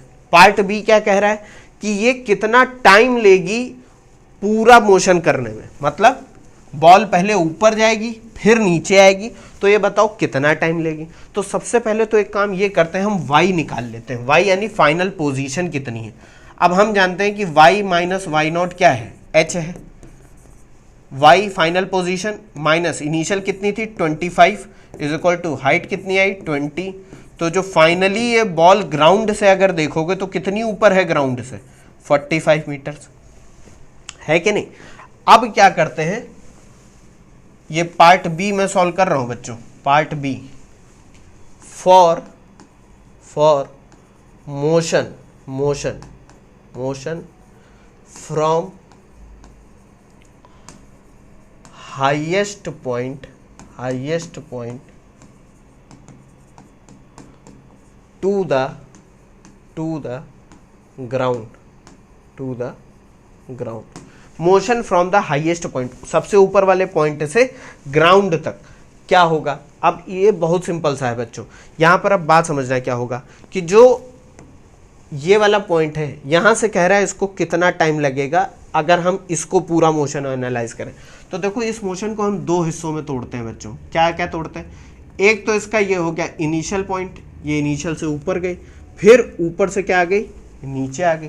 तो बच्चों अब देखो पहले हम ये वाला मोशन, इसको हम दो पार्ट में डिवाइड कर देते हैं, एक इसको बोल देते हैं 1 और एक इसको बोल देते हैं 2, पाथ 1 एंड पाथ 2, ठीक है। तो यहाँ पर for motion from highest point to the ground, ये है पाथ 2। पहले हम पाथ 1 को देख लेते हैं, फॉर पाथ 1 यानी कि सबसे ऊपर पहुंचने में इसको कितना टाइम लगेगा। अब टाइम आप जानते हो कैसे निकाल सकते हैं, from first equation of motion. बच्चों इस क्वेश्चन को करने के बहुत सारे तरीके हैं, मैं जो बता रहा हूं कोई जरूरी नहीं आप उसी से सॉल्व करो। फर्स्ट इक्वेशन ऑफ मोशन क्या है, v is equal to u minus g t, क्यों, क्योंकि ये अपवर्ड मोशन हो रहा है। पाथ 1 वाला जो मोशन है, पाथ 1 वाला यानी कि ये वाला मोशन यहां से ऊपर की तरफ, ये अपवर्ड मोशन है इसलिए minus g T. Final velocity है 0, इनिशियल वेलोसिटी है 20, जी की वैल्यू दे रखी है 10, और इसको मैं टाइम t1 दे देता हूं, टाइम t1 यानी कि फॉर पाथ 1, तो t1 की वैल्यू कितनी आ जाएगी बच्चों 2 सेकेंड। अभी ये आंसर नहीं है, क्योंकि पाथ 1 के लिए आपने t1 निकाला है, टाइम निकाला है, ठीक है। बिल्डिंग के ऊपर से टॉप मोस्ट पॉइंट पे जब हो गई तो टाइम लगा इतना, ये समझ गए। इसको देख लो एक बार, फिर आगे बढ़ते हैं, दूसरा पार्ट निकालते हैं। ये बच्चों यहाँ पर जो लिख दिया है इसको मैं रब कर देता हूँ वरना कंफ्यूज हो जाएगा। फॉर पाथ 2, अब हम लोग पाथ 2 पे जाएंगे। फॉर पाथ 2 क्या है बच्चों, पाथ 2 है जब वो सबसे ऊपर वाले पॉइंट से नीचे की तरफ आ रही है, 0 की तरफ आ रही है। बात समझ रहे हो कि नहीं। तो यहां पर एक चीज देखो, डाउनवर्ड मोशन हो रहा है कि नहीं, इसमें ज्यादा दिमाग लगाना ही नहीं, डाउनवर्ड मोशन हो रहा है। अब बच्चों ये देखो, अगर मैं इसको सेपरेटली देखना चालू करूं, मतलब इनिशियल पॉइंट, अब ये वाले 1 को भूल जाओ, इनिशियल पोजीशन अगर इसकी मैं यहां ले लूं y0, तो y0 तो यहाँ पर 0 होगा क्योंकि हम इसी को ओरिजिन ले रहे हैं, ठीक है। और ये नीचे कहाँ आ रही है, ग्राउंड पे आ रही, तो ये हो गया y। ये पूरी हाइट कितनी ट्रेवल करेगी, ये पूरी हाइट जो ट्रेवल करेगी वो है 45 मीटर, क्योंकि 20 मीटर वो ऊपर उछल गई है और 25 मीटर किसकी हाइट है, बिल्डिंग की हाइट है। तो यहाँ पर बच्चों बहुत सिंपल है, हम क्या कह देंगे h यानी जो टोटल हाइट डिस्प्लेसमेंट है बॉल का फ्रॉम हाईएस्ट पॉइंट वो कितना है 45 मीटर। और डाउनवर्ड मोशन के लिए बच्चों हम जानते हैं h इज इक्वल टू क्या होता है, ut plus half gt square होता है कि नहीं।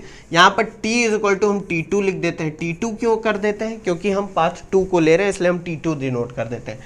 h है आपकी 45 मीटर्स है कि नहीं है। अब यहाँ पर बच्चों देखो यहीं पर एक कैच है, क्या कैच है कि जब बॉल ऊपर जाएगी और यहाँ पर रुक जाएगी और फिर नीचे गिरेगी, तो ये जो दूसरा वाला मोशन है ये वाला पाथ 2 वाला, इस केस में इनिशियल वेलोसिटी कितनी होगी बच्चों, इनिशियल वेलोसिटी तो 0 होगी ना, बिल्कुल होगी भाई। देखो जब आपने यहाँ से यहाँ फेंका तब इनिशियल वेलोसिटी 20 मीटर पर सेकंड थी और फाइनली जाके वो 0 हो गई। लेकिन जब हम दूसरा मोशन एनालाइज करने लगे, जब वो ऊपर पहुँच के नीचे जाने लगी, तो टॉप मोस्ट पॉइंट पर उसकी इनिशियल वेलोसिटी कितनी है, 0 है। और फाइनली कुछ जब वो ग्राउंड पे टकराएगी जाके, तो जस्ट टकराने से पहले उसकी वेलोसिटी सबसे ज़्यादा होगी कि नहीं, उस पर अभी हम नहीं जा रहे। तो इनिशियल वेलोसिटी यहाँ पर कितनी होगी बच्चों, 0। ये पाथ 2 के लिए बात हो रही है, ये मत सोचना कि इनिशियल वेलोसिटी 0 दे रखी है।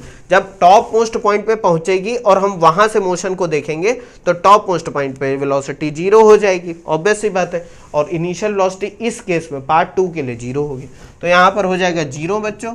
और ये 1/2 g की वैल्यू दे रखी है 10 इंटू t2 स्क्वायर हो जाएगा कि नहीं, 2 1 जा 2 5 जा 10, तो ये t2 स्क्वायर आ जाएगा 45 डिवाइडेड बाई 5 जो कि हो जाएगा 9।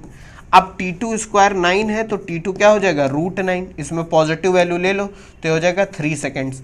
तो यानी कि दूसरा वाला जो पाथ है उस पर 3 सेकेंड लग रहा है। देखो ये गया कितने सेकेंड में, 2 सेकेंड में। ये हम लोगों ने t1 निकाला था, अभी देखो t1 पाथ 1 जो था वो 2 सेकेंड में करा इसने पूरा यहाँ तक, और यहाँ से नीचे कितनी देर में आया, ये पाथ 2 जो है ये क्या 3 सेकेंड में। तो टोटल टाइम कितना लगा, टोटल टाइम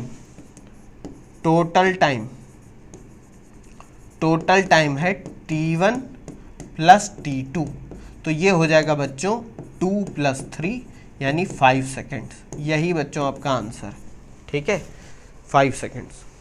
देखो ये क्वेश्चन बहुत सिंपल है बच्चों, क्योंकि पहली बार आपको समझा रहा हूँ इसलिए इतना टाइम लग रहा है, वरना तो ये 1 मिनट भी ना लगता इसको करने में। अब ये क्वेश्चन शुरुआत से देख लो क्या क्या करा हम लोगों ने। एक बार क्वेश्चन को पढ़ लिया हमने, फिर क्या करा हमने, पहला वाला पार्ट सॉल्व करने के लिए हमने कौन सी इक्वेशन लगाई, थर्ड इक्वेशन ऑफ मोशन लगाई, उससे सॉल्व कर लिया। फिर सेकंड पार्ट जिसमें टाइम निकालना था तो हमने 2 पाथ में इसको डिवाइड कर लिया। पहले तो ये निकाल लिया कि फाइनल पोजीशन कहाँ है, 25 मीटर हाइट है उसकी, 20 मीटर ऊपर उछल गया, तो टोटल टॉप मोस्ट पॉइंट कहाँ पहुँच गया, 45 मीटर्स पे। पाथ 1 2 पाथ में डिवाइड कर लिया, एक तो ऊपर जाते वक्त और एक नीचे आते वक्त। तो ऊपर जाते वक्त हमने पहले टाइम निकाल लिया from first equation of motion, time आ गया 2 सेकेंड। और नीचे आते वक्त हमने पाथ को दूसरे पार्ट में तोड़ लिया, नीचे आ रहा है तो हमने हाइट का फॉर्मूला लगा दिया second of equation of motion से, h = ut + ½ gt स्क्वायर। अब क्योंकि दूसरा मोशन रेस्ट से स्टार्ट हो रहा है ऊपर वाले पॉइंट पे, तो इनिशियल वेलोसिटी कितनी हो जाएगी, 0। और यहाँ पर g की वैल्यू 10 रख दी, t2 की वैल्यू 3 सेकंड आ गई, टोटल टाइम हमारा t1 + t2 5 सेकंड आ गया। समझ गए कि नहीं, देख लिया इसको। एक इंटरेस्टिंग चीज बतानी है बच्चों आपको, ये देख लो फिर मैं बात करता हूँ। देखो बच्चों इस क्वेश्चन को सॉल्व करने का एक तरीका और है। क्या तरीका है बच्चों, ये भी समझते हैं।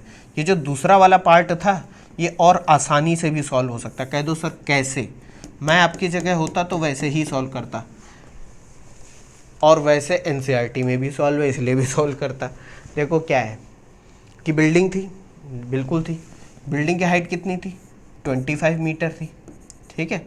अब दूसरे पार्ट में क्या कह रहे हैं कि बॉल को जब फेंका गया तो वो उछल के ऊपर तक गई और फिर नीचे गिरते गिरते ग्राउंड पे आ गई। ग्राउंड है ओरिजिन आपका, ठीक।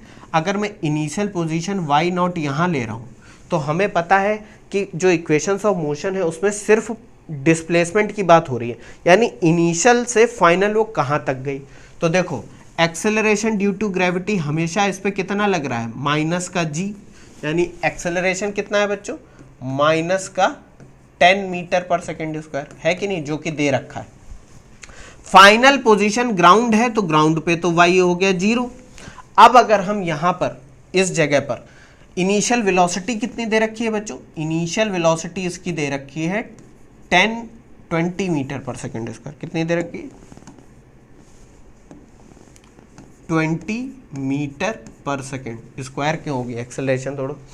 अब अगर बच्चों हम यहां पर क्या लगाते हैं, सेकेंड इक्वेशन ऑफ मोशन, इस केस में इस पूरे पाथ को अब हम एनालाइज कर रहे हैं दोनों पार्ट में तोड़े बिना, from second equation of motion, from second equation of motion क्या है बच्चों, y is equal to y not plus u t plus half a t square. कहोगे सर ए क्यों रखा आपने, जी क्यों। अभी बच्चों एक चीज देखो, हम पूरे मोशन को एनालाइज कर रहे हैं, तो एक पार्ट में जा रहा है ऊपर, एक पार्ट में आ रहा है नीचे, लेकिन फाइनली वो कहाँ जा रहा है, फाइनली इनिशियल पोजीशन से तो नीचे ही जा रहा है ना। तो हम एक्सेलरेशन की वैल्यू भी माइनस के पॉइंट ऑफ व्यू से रख दें और फाइनल वैल्यूज भी रख दें, तो y की वैल्यू है बच्चों 0, y नॉट है आपका 25, u की वैल्यू दे रखी है 20 मीटर पर सेकेंड, एक्सेलरेशन है आपका माइनस का जी यानी कि माइनस का 10 मीटर पर सेकेंड स्क्वायर, ये सारी वैल्यू बच्चों इसमें रख दो, तो 0 is equal to y naught हो गया 25 प्लस यू टी यानी 20t माइनस, क्योंकि a की जगह -10 आ जाएगा तो -10/2 टी स्क्वायर। इसको बच्चों सॉल्व करो तो ये कितना हो जाएगा, ये सब इधर ले आ रहे हैं, तो अभी रुको, अच्छा इसको लिखो 25 प्लस 20t, ये हो जाएगा माइनस का 5t स्क्वायर, ये सब इधर ले आओ तो क्या हो जाएगा 5t स्क्वायर, ये माइनस का प्लस हो जाएगा और 20t क्या हो जाएगा माइनस का 20t माइनस का 25 इज इक्वल टू 0, ये हो जाएगा कि नहीं। इसको देखो एक बार, करा क्या बच्चों, समझ गए। हमने इक्वेशन अभी हम ये भूले जा रहे हैं कि at की जगह हम gt स्क्वायर रखेंगे, एक्सेलरेशन है जिसकी वैल्यू हमने -10 मीटर पर सेकेंड रख दी है, और इनिशियल फाइनल वैल्यू को हम कोऑर्डिनेट के हिसाब से ले रहे हैं कि इनिशियल 25 था और फाइनल 0, क्योंकि वो घूम फिर के ग्राउंड पे आ गई, ओरिजिन हमारा यहीं पर है कि नहीं है। तो ये देखो हमने लिख दिया। अब मैं इस पूरी इक्वेशन को सॉल्व करूंगा, एक इक्वेशन मिल गई 5t square minus 20t minus 25, इसको मैं सॉल्व करूंगा। क्या लिखा हुआ है बच्चों, 5t square minus 20t minus 25 is equal to 0। इस पूरी इक्वेशन को 5 से डिवाइड कर दो तो क्या हो जाएगा, टी स्क्वायर माइनस 5 4 ज़ा 20 40t माइनस 5 5 ज़ा 25 हो जाएगा कि नहीं। इसको सॉल्व करना बहुत आसान है, क्या लिख दोगे, टी स्क्वायर माइनस का 5t प्लस का t, इसको लिख दोगे। ये याद है कि नहीं, सॉल्व करना हम लोग जानते थे, क्वाड्रेटिक इक्वेशन, यहाँ से t कॉमन ले लो तो ये हो जाएगा t माइनस 5, और यहाँ पे +1 कॉमन ले लो तो ये भी t माइनस 5 हो जाएगा is equal to 0। t minus 5 इन दोनों जगह से कॉमन आ गया तो ब्रैकेट में क्या बचा बच्चों, t plus 1 is equal to 0। अब एक बार t minus 5 is equal to 0 लेके देखो तो t कितना आ गया 5 सेकेंड। ये बच्चों हमारा आंसर है। कह दोगे सर वाह ये तो तुरंत आ गया, उतना कहानी नहीं करनी पड़ी। बच्चों पता है क्यों ऐसा हो गया कि हमको आंसर करेक्ट मिल, कहोगे सर t प्लस 1 को ले लेंगे 0 तब क्या होगा, अरे कुछ नहीं होगा, t निगेटिव आने लगेगा, वो वैल्यू हम नहीं लेंगे। बात समझे कि नहीं, ये वैल्यू नहीं लेनी है। क्या बन गया, स्टार बन गया यार, ये वैल्यू नहीं लेनी, निगेटिव वैल्यू आ रही, तो पॉजिटिव वाली ले ली हमने, 2 आंसर आएंगे। अब बच्चों हुआ क्या है यहाँ पर, ये क्या कांड हो गया कि एकदम से आंसर आ गया और हमने पूरे मोशन को तो एनालाइज ही नहीं करा।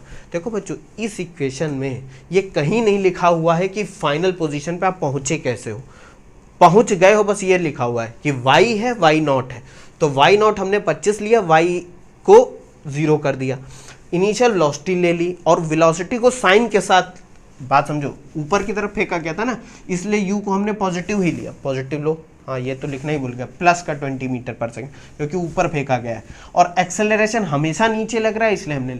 तो इस इक्वेशन ने ये बताया कि हमको सिर्फ इनिशियल फाइनल से मतलब है, वो कैसे गई उससे मतलब नहीं। तो ये वाला तरीका हमें क्या करेगा, बिना पाथ की चिंता करे डायरेक्ट आंसर दे देगा 5 सेकेंड, ज़्यादा चक्कर में पड़ने की जरूरत नहीं। अच्छा क्वेश्चन था कि नहीं था? बहुत कुछ समझ गया होगा। ऐसे हम लोग बहुत क्वेश्चन लगाएंगे, ठीक है।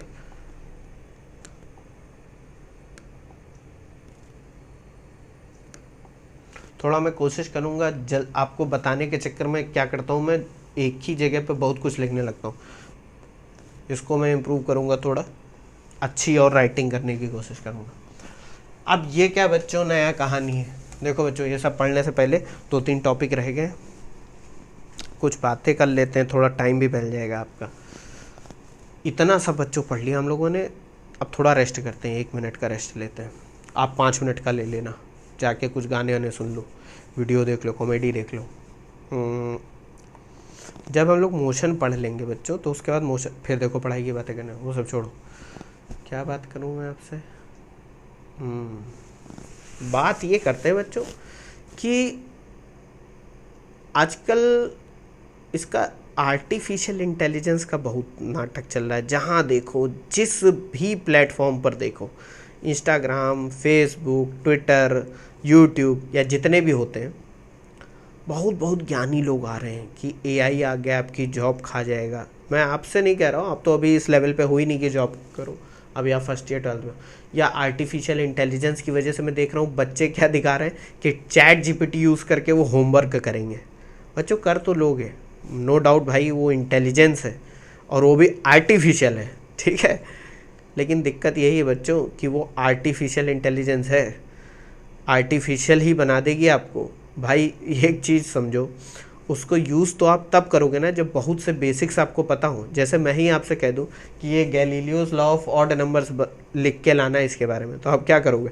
चैट जीटीपी बता रहा हूँ, जीपीटी पे लिख दोगे, वो एक डिफिनीशन दे देगा, कुछ कहानी दे देगा और लिख के चले होगा, मैं भी कह दूँगा हाँ सही तो है।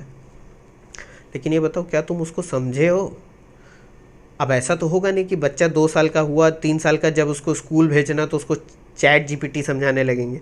कहीं ना कहीं आपको नॉलेज तो चाहिए ही, तभी तो आप यूज़ कर पाओगे। मैं टेक्नोलॉजी के विरोध में नहीं हूँ, मैं कह रहा हूँ कि इस लेवल पे आपको उसको यूज़ कैसे करना है वो समझना है। आपको यूज़ ऐसे करना है कि मान लो motion in a straight line आपने पढ़ लिया, पूरा चैप्टर हो गया, अगर आप यूज़ करते हो, मैं तब की बात कर रहा हूँ। अगर इस लेवल पे नहीं यूज़ करते हो तब तो बहुत अच्छा। मैं तो चाहता हूँ कि अभी आप, जब तक आप इंटर में हो या किसी हायर डिग्री कॉलेज में नहीं जा रहे हो, तब तक आप उसको यूज़ ना करो। आप सीखो, उसको पूरा सीखो, लेकिन अपनी पढ़ाई में अभी उसको मत डालो। अभी किताबें मोर देन सफिशिएंट है, टीचर मोर देन सफिशिएंट है। आप यूज़ भी कर रहे हो तो कैसे करो? आप motion in a straight line पढ़ लिया, अब चैट जीपीटी पे आपने प्रॉम्प्ट डाला कि मुझे motion in a straight line के जितने टॉपिक्स हैं वो लिख के दो, उसने दे दिया। अब आप उससे देखो क्या हमने सब कुछ पढ़ लिया है? नहीं पढ़ा है तो उसको सर्च करो गूगल पे, यूट्यूब पे, किताबों में ढूंढो, तब तो ये अच्छा तरीका है। आप कुछ देखो और उसको टाप के ले जाओ, चीटिंग करके लिख ले जाओ, उसका क्या मतलब है बच्चों? सीख भी गए तो गधे ही बने रह जाओगे। इसलिए ये बात ध्यान रखना, टेक्नोलॉजी हमेशा टाइम टू टाइम रेवोल्यूशन लाती रही है, लेकिन उस रेवोल्यूशन में बहुत लोग बर्बाद भी हो गए। मैं नहीं चाहता कि तुम इस रेवोल्यूशन में बर्बाद हो जाओ। बात समझ रहे हो कि नहीं? चलो, बहुत ज्ञान की बातें होंगी। अब क्या है ये नया टॉपिक?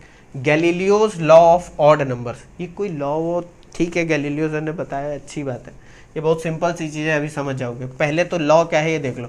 द डिस्टेंसेस ट्रावर्स्ड, यहाँ पर बस ऐसे बेसिक भाषा में जानो, travelled during equal intervals of time by a body falling from rest stand to one another in the same ratio as the odd numbers beginning with unity 1:3:5:7 and so on। कहना भैया ये चाह रहे हैं कि अगर किसी ऑब्जेक्ट को नीचे फेंका जाए और उसके टोटल टाइम ड्यूरेशन को इक्वल इंटरवल्स में डिवाइड कर दिया जाए, कि मान लो ये पूरा मोशन 5 सेकंड का कर रहा है, तो हर 1 सेकंड में जो डिस्टेंस चलेगा, टोटल डिस्टेंस होगी हर 1 सेकंड में, उनका रेशियो कितना होगा? 1:3:5:7। इसको अभी हम समझ भी लेते हैं। कैसे समझते हैं? ऐसे समझते हैं, गैलीलियोस लॉ को समझते हैं ऑफ ऑड नंबर। क्या है बच्चों कि मान लेते हैं ऑब्जेक्ट को फेंका गया, ऐसे फेंका गया, ठीक है, ठीक, और टोटल अभी हम टाइम ले लेते हैं, टोटल टाइम है 5t। 5t कह दोगे सर 5t का मतलब? 5t का मतलब बच्चों, ये पहला t, ये दूसरा t 2t, ये तीसरा 3t, ये 4t और ये 5t। मतलब बात समझो, टोटल टाइम ड्यूरेशन है 5t का, 5t यानी t कुछ भी हो सकता है ना, 1 ले लो तो 1 सेकेंड, 2 सेकेंड, यानी कि जब t सेकेंड्स हुए तो ऑब्जेक्ट कहाँ पर आया, यहाँ पर आया। जब 2t टाइम हुआ तो ऑब्जेक्ट ओरिजिनल पोजीशन से कहाँ पर आया, यहाँ पर आया। जब 3t टाइम हुआ तो ऑब्जेक्ट यहाँ पर आ गया ओरिजिनल पोजीशन से, फिर 4t में यहाँ पर और 5t में फाइनली यहाँ पर आ गया। अब बच्चों करना कुछ नहीं है, हमको इक्वेशन ऑफ मोशन लगानी है। ऑब्जेक्ट फ्रॉम रेस्ट फेंका गया है ना नीचे की तरफ, फ्रॉम रेस्ट, तो ये तो यहीं पर कह रहा है फ्रॉम रेस्ट, यानी कि इनिशियल वेलोसिटी क्या हो जाएगी, 0। तो जितनी दूरी ये h1 चला है पहले हम इसको कैलकुलेट करते हैं, यानी कि टाइम t में कितना चला, और फिर हम क्या करेंगे, टाइम 2t में कैलकुलेट करेंगे h2, और टाइम t3 में कैलकुलेट करेंगे h3, और टाइम t4 में कैलकुलेट करेंगे h4, और टाइम t5 में फाइनली कैलकुलेट करेंगे h5। कह दोगे सर इतना क्यों कैलकुलेट करना, मैं अभी आपको सिंपल से बता देता हूँ। तो h1 हम जानते हैं h इज इक्वल टू क्या होता है नीचे गिरते वक्त, ut plus half gt square. ये देखो कितनी मजाक की बात है कि तो नीचे गिरते वक्त h is equal to ut plus half gt square, नीचे गिरते वक्त चोट भी लगती है ठीक है, तो ये तो क्वांटिटी 0 हो जाएगी, क्यों, क्योंकि इनिशियल वेलोसिटी कितनी है, 0। अब h1 यानी कि टाइम जब t है तो हाफ gt स्क्वायर होगा कि नहीं होगा, बिल्कुल होगा। h2 क्या होगा, h2 होगा टाइम, अब टोटल टाइम कितना हो गया, हाफ g ब्रैकेट में 2t स्क्वायर हो गया कि नहीं। तो इसको बच्चों ऐसे लिखा रहने दो, हाफ gt स्क्वायर, इसको एक ब्रैकेट में लिख दो, ये t स्क्वायर को करोगे 2t स्क्वायर को तो 4t स्क्वायर आएगा इंटू 4। अब ये एक चीज देखो बच्चों, h2 आ गया half gt square into 4, half gt square कितना है h1, तो h2 इज इक्वल टू क्या हो जाएगा 4h1 हो जाएगा कि नहीं। उसी तरह h3 निकालो, h3 कितना होगा, हाफ g ब्रैकेट में 3t स्क्वायर, टाइम हो चुका है अब 3t, तो इसको फिर से वैसे ही लिख लो, हाफ g t का t स्क्वायर, इसको एक ब्रैकेट में कर लो, हाफ gt स्क्वायर, और 3 का स्क्वायर 9, तो ये देखो फिर से h1 आ गया, इसको लिख लो 9h1 है कि नहीं। उसी तरह h4 निकाल लो, h4 निकाल लो, ये क्या हो जाएगा, हाफ g h4 यानी 4t स्क्वायर, 4t का होल स्क्वायर, तो ये कितना हो जाएगा, हाफ gt स्क्वायर इंटू 4 की जगह क्या हो जाएगा 16, ये देखो h1 फिर लिखा हुआ है तो h4 is equal to 16h1 हो जाएगा। और इसी तरह से जब आप h5 निकालोगे फाइनली तो हाफ g 5t का होल स्क्वायर, तो ये हो जाएगा half g t square into 25 हो जाएगा कि नहीं। और ये h1 फिर लिखा हुआ है तो ये हो जाएगा 25h1। अब देखो बच्चों क्या कहना चाह रहा हूँ ये समझो, सबसे पहले जो t वाले टाइम में चली वो हाइट थी h1, यानी h1 वो चल दी, ये जो हमने कैलकुलेट करा हाफ gt स्क्वायर, ये पहले टाइम इंटरवल में h1 चली। दूसरा टाइम जो जब 2t टाइम हो गया तो कितना चली, h2 चली कि नहीं चली, तो 2t टाइम में कितना चल दी वो h2, जो कि कितना है, जो कि है 4h1, जो कि है 4h1। और जब टाइम 3t हुआ तब कितना चली, तब चली 9h1, और जब 4t हुआ तब चली 16h1, और जब 5t हुआ तो फाइनली वो चली 25h1। कह दो कि सर ये तो समझ में आ गया, लेकिन ये कहाँ से अभी लॉ प्रूफ हुआ है, देखो लॉ क्या प्रूफ हुआ है। बात ये है बच्चों t और 2t के बीच में गैप कितना है, टाइम इंटरवल कितना है, t का है कि नहीं, टाइम ड्यूरेशन t है कि नहीं। 2t और 3t के बीच में टाइम कितना है t, 3t और 4t के बीच में टाइम कितना है t, 4t और 5t के बीच में टाइम कितना है t। यानी कहने का मतलब है कि भैया हर एक टाइम इंटरवल, ये टाइम t में यहाँ आई 2t यानी कि ओरिजिन से कितना टाइम, तो वो 2t हुआ, लेकिन इनिशियल अगर t से देखो तो कितना टाइम हुआ है 2t माइनस t हुआ कि नहीं। और फिर इस पॉइंट से देखो तो 3t माइनस 2t तब भी t आया, 4t माइनस 3t तब भी t आया, 5t माइनस 4t तब भी t आया। वो ओरिजिन से ले रहे हैं इसलिए हम टाइम बढ़ाते जा रहे हैं t 2t 3t, लेकिन इंटरवल टाइम इंटरवल कितना हुआ t t t t, सब में t t है, यानी कि इक्वल हम टाइम दे रहे हैं, एक पोजीशन से दूसरी पोजीशन जाने में इक्वल टाइम दे रहे हैं।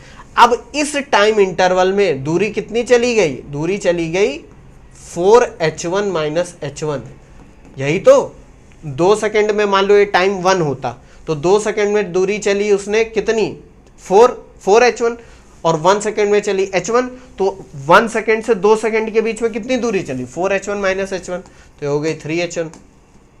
उसी तरह का इस वाले टाइम इंटरवल में कितनी चली सेकेंड वाले में 3t माइनस 2t के केस में तो 9h1, मैं डिस्टेंस की बात कर रहा हूँ, माइनस 4h1, ये देखो आ गई 5h1। और पहले वाले टाइम इंटरवल में तो h1 थी ही, फिर देखो कितनी आ गई ये वाले टाइम इंटरवल में 16h1 माइनस 9h1, ये कितना आ जाएगा 7h1। और इस वाले टाइम इंटरवल में कितनी आ गई 25h1 माइनस 16h1, तो ये आ जाएगी 9h1। अब बच्चों देखो equal interval of time, time तो इक्वल ही है, पहला वाला भी t, दूसरा वाला टाइम इंटरवल t, तीसरा टाइम इंटरवल, चौथा, सारे टाइम इंटरवल सेम है। डिस्टेंसेस कितनी चली h1, दूसरे टाइम इंटरवल में इक्वल इंटरवल है, दूसरे में चली 3h1, तीसरे में चली 5h1, चौथे में कितनी चली 7h1, फिर 9h1। इसी तरह अगर हम 5 की जगह 5t की जगह 6t 7t ऐसे करके लेते चले जाते और ज़्यादा टाइम, तो ये 9 की जगह पर फिर और आगे बढ़ता। अब h1 से डिवाइड कर दो, इसका रेशियो लेना है ना, तो ये कितना हो जाएगा 1:3:2 ले लें या 1, ही ले लो, 1,3,5 h1 से डिवाइड कर दिया, 7, 9, एंड सो ऑन। तो देखो ये ऑड नंबर्स आने लगे।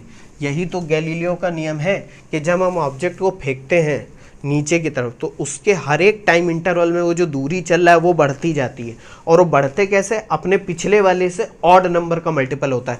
यानी पहले सेकंड में मान लो दूरी चली है 1 मीटर, तो दूसरे ही सेकंड में, इस 1 सेकंड में वो फिर से दूरी चलेगी, लेकिन वो होगी 3 टाइम्स ऑफ पहले वाली, यानी 3 × 1 = 3 मीटर चलेगी। फिर वो कितना चलेगी, थर्ड सेकंड में वो कितना चलेगी 5 टाइम्स ऑफ इनिशियल, पहले सेकंड में कितनी चली 1 मीटर, तो 5 मीटर चलेगी, फिर 7 मीटर, फिर 9 मीटर, हर एक सेकंड में वो कितना, क्योंकि वेलोसिटी बढ़ती जा रही है तो जाहिर सी बात है उतने ही टाइम इंटरवल में उसके जो डिस्टेंस कवर करेगी वो ज़्यादा होगी। यही बताया था गैलीलियो ने। लेकिन ये जब बताया था तब सोचो ना, वो कमरे में बैठ के ये सब बताते थे, इस पर हम लोग चर्चा करेंगे।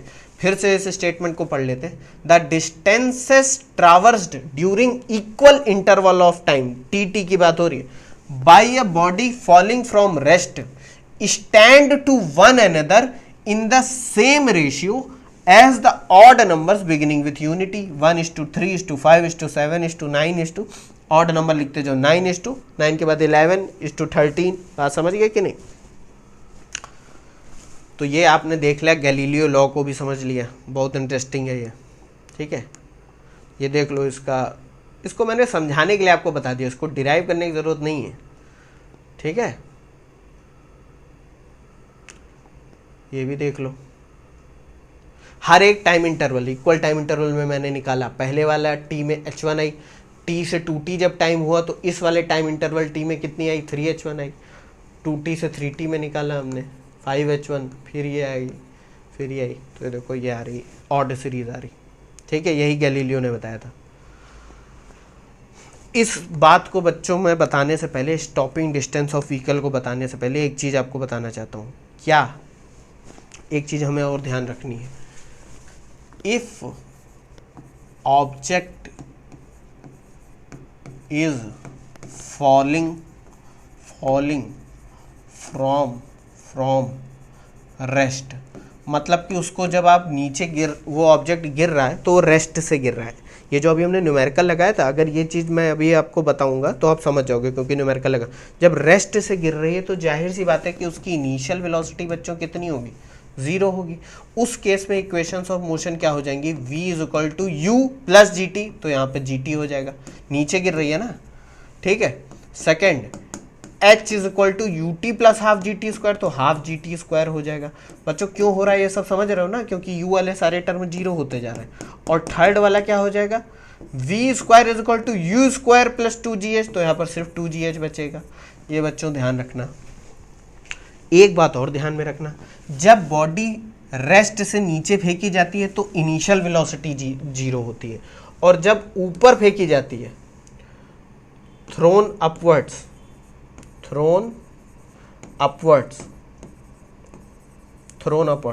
तब फाइनल वेलोसिटी 0 होती है। इनिशियल तो रहेगी, फाइनल 0 हो जाएगी। जाहिर सी बात है, इसको फेंकोगे ऊपर तो ये क्या होगा, ऊपर जाके रुकेगा, तो फाइनल वेलोसिटी क्या हो जाएगी 0। जब ऊपर से नीचे आएगा तो इनिशियल वेलोसिटी जीरो होगी, उस केस में ये होगा। थ्रोन अपवर्ड्स, फाइनल वेलोसिटी क्या है, ये क्या है, फाइनल वेलोसिटी, ये जीरो होगी। ये दो बातें ध्यान में रखना, ठीक है। इस पे आ जाता है स्टॉपिंग डिस्टेंस ऑफ व्हीकल। बच्चों ये बहुत इंटरेस्टिंग चीज़ है। देखो है क्या बच्चों, जब आप कार, बाइक या जो भी साइकिल चला रहे हो, कोई भी व्हीकल चला रहे हो, तो होता क्या है कि जब आप ब्रेक अप्लाई करते हो तो ऐसा नहीं होता कि बस ब्रेक अप्लाई करा और कार या व्हीकल आपकी तुरंत उसी जगह पर रुक गई। कुछ डिस्टेंस वो ट्रेवल करती है बिफोर स्टॉपिंग। बात समझो, आपने ब्रेक अप्लाई करे और ब्रेक अप्लाई करने के बाद और रुकने से पहले के बीच की जो डिस्टेंस ट्रेवल है उसी को बोलते हैं बच्चों स्टॉपिंग डिस्टेंस। मान लो ये आपकी कार है, ठीक है, आप जा रहे हो मस्त, ठीक से जा रहे हो या आप आगे जा रहे थे, आपने क्या करा, ब्रेक्स अप्लाई करे यहाँ पर अप्लाई करे ए इस पोजीशन पे, और आपकी कार रुकी आके कहीं यहाँ पर बी पर। इसको बोलते हैं बच्चों stopping distance. Stopping distance, car at rest point b पर, ब्रेक्स अप्लाइड। पॉइंट ए पर आपने ब्रेक अप्लाई करे लेकिन रुकी कहाँ पर आके, पॉइंट बी पे। अब फिजिक्स आपको ये मौका देती है कि आप ये डिस्टेंस कैलकुलेट कर लो। इस डिस्टेंस के बेसिस पे आप ब्रेक्स की डिज़ाइनिंग भी कर सकते हो। देखो कि भाई ये जितनी कम हो उतना ही अच्छा है। बात समझो, ये ds जो है स्टॉपिंग डिस्टेंस, इसी को बोलते हैं stopping distance of vehicle, ds, ठीक है। इसको ऐसे डिनोट कर दिया हमने, क्योंकि ऑब्वियस सी बात है कि आपके सामने कोई आया, आपने ब्रेक्स अप्लाई करे और स्टॉपिंग डिस्टेंस आपकी ज़्यादा है, मतलब जितनी दूर पे वो खड़ा है उससे ज़्यादा है, तब तो आप उसको कुचल दोगे, आगे निकल जाओगे। तो ये, और इतनी कम भी नहीं होनी चाहिए कि आप ब्रेक अप्लाई करो और आप कार का शीशा तोड़ के आगे बाहर भाग जाओ। बात समझो, अगर कार ऐसे जा रही हो एकदम से रुक गई, आपने देखा होगा डिस्क ब्रेक वाली जो बाइक्स वाइक्स होती हैं उनमें ब्रेक लगाओ तुरंत बहुत ही कम डिस्टेंस में रुक जाती हैं, तो क्या होता है, बंदा जो लगाया होता है ब्रेक उसके ऊपर एक फोर्स लगती है, वो आगे की तरफ बढ़ता है, आप गिर भी सकते हो आगे। तो ये चीज़ ज़ीरो भी नहीं करी जा सकती कि सर हम बहुत अच्छी बना देंगे, ज़ीरो कर देंगे। ज़ीरो प्रैक्टिकली वो होगा भी नहीं, लेकिन करना भी नहीं है। तो एक ऑप्टिमम वैल्यू होनी चाहिए इसकी, ठीक है। जैसे आप लोग ट्रक के पीछे लिखा हुआ नहीं देखते हो कि इतनी दूरी बनाए रखें, 10 फीट दूरी बनाए रखें, 20 फीट दूरी बनाए, वो क्यों लिखा रहता है कि मान लो सामने वाला ट्रक जो है वो रुक गया एकदम, आपकी गाड़ी चलती जा रही है और वो सामने वाला बंदा रुक गया, अब आप ब्रेक्स अप्लाई करो तो कम से कम इतनी दूरी होनी चाहिए कि जब आपकी कार रुके तो आप उससे दूरी बना के रखें। अगर आप बहुत ज़्यादा पास चल रहे हो, उसने ब्रेक लगाया तो आप उसमें घुस जाओगे। बात समझे, इसलिए वो लिखा होता है, ऐसा नहीं वो मजे मजे में नहीं लिखा हुआ है। तो स्टॉपिंग डिस्टेंस निकालनी है हमको। अब देखो कहोगे सर इसका लेना देना क्या है, बात समझो बच्चों। स्ट्रेट लाइन मोशन हो रहा है, ठीक है, from third equation of motion. कह दो सर यहाँ भी इक्वेशन ऑफ मोशन आ गई, बिल्कुल आ गई बच्चा, तभी तो पढ़े हैं हम लोग। थर्ड इक्वेशन ऑफ मोशन क्या है, v square is equal to u square plus 2a। अब फ्री फॉल की बात नहीं हो रही यहाँ पर, 2a x minus x not, यहाँ पर डिस्प्लेसमेंट की ही बात कर रहे हैं तो हम 2a x minus x not ही लिख देते हैं। अभी यही तो स्ट्रेट लाइन मोशन हो रहा है। अब यहाँ बच्चा एक बात ध्यान से समझो, जब कार रेस्ट पे आ गई तो उसकी फाइनल वेलोसिटी कितनी होगी, 0 हो गई। इनिशियली मान लें वो कार किसी वेलोसिटी u से आगे बढ़ रही थी, तो यहाँ पर ये सारी वैल्यू रख दो। और x माइनस एक्स नॉट क्या है, x माइनस एक्स नॉट है since x minus x naught is equal to ds। मतलब आप यहाँ कहीं x नॉट पर थे और आप x पे आ गए तो x माइनस एक्स नॉट कितना हो गया, ds, स्टॉपिंग डिस्टेंस। ये वैल्यू बच्चों इसमें रखो तो 0 is equal to u square plus 2a ds, ठीक है। ds की वैल्यू बच्चों यहाँ से निकालते हैं तो ये यू स्क्वायर उधर जाएगा तो ये माइनस का यू स्क्वायर हो जाएगा अपॉन 2a। कह दोगे सर ये निगेटिव क्या आ रही है, डिस्टेंस है ना तो निगेटिव क्या आ रही है। बच्चों ये निगेटिव इसलिए आ रही है क्योंकि कार आपकी रुक रही है। जब एक्चुअल लाइफ में आप इसको सॉल्व करोगे तो एक्सेलरेशन की वैल्यू निगेटिव आएगी। क्यों निगेटिव आएगी, क्योंकि सेम डायरेक्शन में अगर कार चल रही है, वेलोसिटी भी इसी डायरेक्शन में, तो ये एक्सेलरेशन निगेटिव होगा, तभी इसकी स्पीड धीमे होगी। ये तो हम लोग डिस्कस भी कर चुके हैं। तो जब वो माइनस रखोगे तो माइनस माइनस अपने आप प्लस हो जाएंगे। मुद्दा ये नहीं है, मुद्दा यहाँ पर दूसरा है। मुद्दा ये है कि जरा वेलोसिटी देखो, initial velocity, stopping distance is dependent on is, या ऐसे नहीं लिखते हैं, क्या लिखते हैं, stopping distance depends on square of initial velocity. देखो इस इनिशियल वेलोसिटी यानी यू स्क्वायर पे डिपेंड कर रही है कि नहीं। If a is equal to constant, acceleration को, अब जाहिर सी बात है जो एक्सेलरेशन होगा आपकी कार का, इस केस में इसको रिटार्डेशन बोलेंगे। ये हम लोग लास्ट लेक्चर में डिस्कस कर चुके हैं, जब स्पीड कम होती है तो उसको रिटार्डेशन बोलते हैं। वो सब बात की बात है, छोड़ो। अब कार के ब्रेक्स की डिज़ाइन कैसी है वो डिफाइन करेंगे कि आपका एक्सेलरेशन कितना होगा। बात समझो, आपका रिटार्डेशन कितनी तेजी से होगा, ब्रेक कितनी जल्दी स्पीड को डाउन कर देंगे, ठीक। तो वो तो हम कह देंगे कि कांस्टेंट है। तो यानी स्टॉपिंग डिस्टेंस अगर ए कांस्टेंट मान लिया कि ए जो है एक्सेलरेशन वो कांस्टेंट, तो एक ही बात पर डिपेंड करती है वेलोसिटी के स्क्वायर का। अब मैं बताने क्या जा रहा हूँ बच्चों, ये समझो, ये जो ट्रैफिक रूल्स होते हैं वो हम समझने की कोशिश करते हैं कि ऐसा क्यों लिखा होता है कहीं कहीं पर जहाँ भीड़ भाड़ के इलाके होते हैं कि ड्राइव स्लोली, क्यों लिखा होता है। ये देखो, ये देख लिया आपने स्टॉपिंग डिस्टेंस कैसे निकाली बच्चों, इसलिए लिखा होता है क्योंकि समझो, मान लो आपकी इनिशियल वेलोसिटी है let suppose 20 kilometre per hour, ठीक है। तो जो स्टॉपिंग डिस्टेंस हो गया, एक्सेलरेशन कुछ मान लेते हैं हम, मान लेते हैं -1 है, ठीक है। कोई यूनिट इसके लिए लिख लो, किलोमीटर मीटर पर सेकंड स्क्वायर होता है ना, किलोमीटर पर आवर स्क्वायर, ऐसे करके। ये मैंने बस समझाने के लिए कहा है, बात समझो यहाँ पर कहना क्या चाह रहा हूँ। तो स्टॉपिंग डिस्टेंस कितनी आएगी बच्चों, अगर मैं सिर्फ इस 20 को देखो, माइनस का यू स्क्वायर है तो यू स्क्वायर पर देखो, ध्यान दो, तो ये 20 का स्क्वायर यह आ जाएगा लगभग कितना आ जाएगा, ये 400 आएगी कि नहीं। इसको एक काम करते हैं, यू स्क्वायर है, इसको रब करो, मैं कुछ एक अलग तरीके से बताता हूँ। मैं कह रहा हूँ कि वेलोसिटी मान लो आपकी इनिशियल कितनी है, 10 की यूनिट की है, अभी छोड़ो यूनिट सब छोड़ो, तो जो स्टॉपिंग डिस्टेंस होगी वो कितने ऑर्डर की होगी, 10 स्क्वायर, 100 ऑर्डर की होगी कि नहीं होगी, 10 के स्क्वायर का हो जाएगा। अगर आपकी वेलोसिटी 20 जस्ट डबल कर दो तो स्टॉपिंग डिस्टेंस कितनी हो जाएगी, 20 के स्क्वायर के ऑर्डर की हो जाएगी, ये हो जाएगा 400। अब बात मेरी समझने की कोशिश करो, मैं बताना क्या चाह रहा हूँ, बताना ये चाह रहा हूँ कि भैया जब आप स्पीड डबल करोगे तो ऐसा नहीं होगा कि स्टॉपिंग डिस्टेंस डबल हो जाए। वो देखो कितनी बढ़ रही है, वो लगभग 4 गुना बढ़ी जा रही है। स्पीड 10 से 20 गई, लेकिन स्टॉपिंग डिस्टेंस कितनी हो जाएगी, 100 से 400 हो जाएगी। बात समझो, एक्सेलरेशन तो दोनों के केस में कांस्टेंट है, तो वो अपॉन में जो वैल्यू है वो तो सेम है, लेकिन जो डिफाइनिंग फैक्टर है वो क्या, इनिशियल वेलोसिटी। इसलिए कहा जाता है बच्चों की वेलोसिटी कम होनी चाहिए इन सब एरिया में, स्पीड कम होनी चाहिए, क्योंकि ऑब्वियस सी बात है कि आप स्पीड को अगर 2 टाइम्स बढ़ाओगे तो स्टॉपिंग डिस्टेंस 4 टाइम्स बढ़ जाएगी, क्योंकि 2 का स्क्वायर हो जाएगा। यहाँ पर वही हो रहा है, आपने 2 टाइम्स बढ़ाया लेकिन स्टॉपिंग डिस्टेंस 4 टाइम्स बढ़ गई कि नहीं। यानी पहले ब्रेक लगाने पे मान लो 100 मीटर्स में गाड़ी रुक रही है, अब 400 मीटर्स में रुक रही है। मीटर छोड़ो क्योंकि मीटर तो ज़्यादा हो गया, पहले 100 सेंटीमीटर्स में मान लो रुक रही थी, अब 400 सेंटीमीटर्स में रुक रही है। बात समझ रहे हो, पहले 100 फीट पे रुक रही थी, अब 400 फीट पे रुक रही है।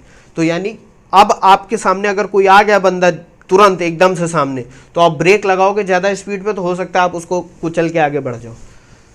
देखो फिजिक्स कितनी इंटरेस्टिंग है बच्चों, है कि नहीं है, मज़ा है कि नहीं।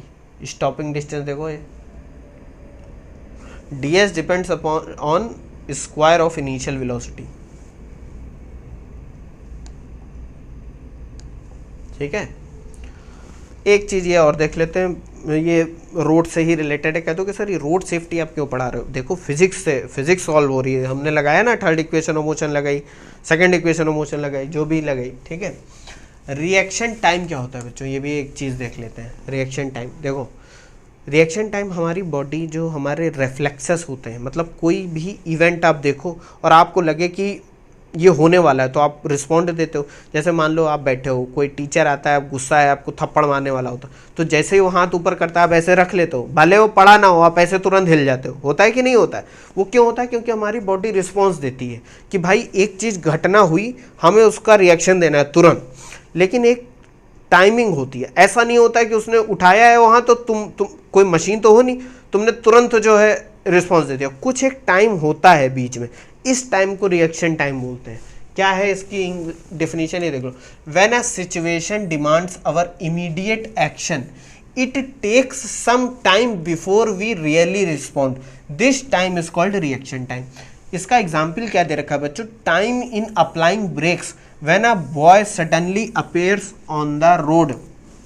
कोई बॉय है, कोई लड़का है, वो रोड पे आता है, आप देखते हो अरे आया, सामने आया, तो उसको देखने और ब्रेक लगाने के बीच में एक टाइम होगा। ऐसा नहीं होगा वो दिखाओ तुम, you are not machine, even machines में भी डिले होता है, वो सब अभी हम नहीं डिस्कस करेंगे। तो ये जो टाइम है बच्चों, इसको रिएक्शन टाइम बोलते हैं। अगर ये ज़्यादा हुआ तो जो लड़का आया वो तो निपट जाएगा, आप जेल चले जाओगे। बात समझो मेरी बात। और ये होना भी नहीं चाहिए। इसलिए कहा जाता है बच्चों कि गाड़ी या जो भी आप कार, व्हीकल, बाइक जो भी चला, बहुत संभल के, बहुत समझ के। अगर आप फिजिक्स पढ़ रखे होगे तो अब आप और थोड़ा जो है रोड सेफ्टी रूल्स को अपने दिमाग में रखोगे। क्यों? क्योंकि आपको पता है कि ऐसा होगा कि स्पीड अगर हम दुगनी करेंगे तो जो स्टॉपिंग डिस्टेंस है वो 4 गुना बढ़ जाएगी, 2 गुना नहीं बढ़ेगी, वो 4 गुना बढ़ जाएगी। और रिएक्शन टाइम भी हमारा, हम इंसान है, हमारा रिएक्शन टाइम फिक्स है। हर एक इंसान का अलग अलग होता है। जैसे कि एथलीट्स हैं या जो प्लेयर्स हैं, उनका जल्दी होता है, वो ज़्यादा तेज़ी से रिस्पॉन्ड दे देते हैं। लेकिन हम लोग तो नॉर्मल आदमी हैं, मैगी खा के सोते हैं, तो हम लोग क्या कर रहे हैं, हमारा रिएक्शन टाइम उतना ज़्यादा हो जाएगा। हम देखेंगे, थोड़ी देर सोचेंगे, तब रिस्पॉन्स देंगे। तो बात समझ रहे हो? ये होता है रिएक्शन टाइम। ये एक इंटरेस्टिंग पॉइंट था, इसलिए मैंने आपको बता दी। ठीक है, ये बच्चों ग्राफिकल इंटीग्रेशन है मोशन एनालिसिस में। ये मैं आपको नेक्स्ट वीडियो में बताऊंगा, क्योंकि है क्या, ये लेक्चर लंबा होता जा रहा है, फिर कहोगे सर बहुत कुछ बता दिया, समझ में ज़्यादा कुछ आया नहीं। ठीक है, ये देखो इतना सब डिस्कस कर चुके हैं हम लोग। अब बच्चों आपसे नेक्स्ट वीडियो में मिलूंगा, उसमें ग्राफिकल इंटीग्रेशन पढ़ लेंगे और रिलेटिव वेलोसिटी का एक कॉन्सेप्ट है वो जल्दी से जान लेंगे। ठीक है, थैंक यू बच्चों, मिलते हैं नेक्स्ट वीडियो में।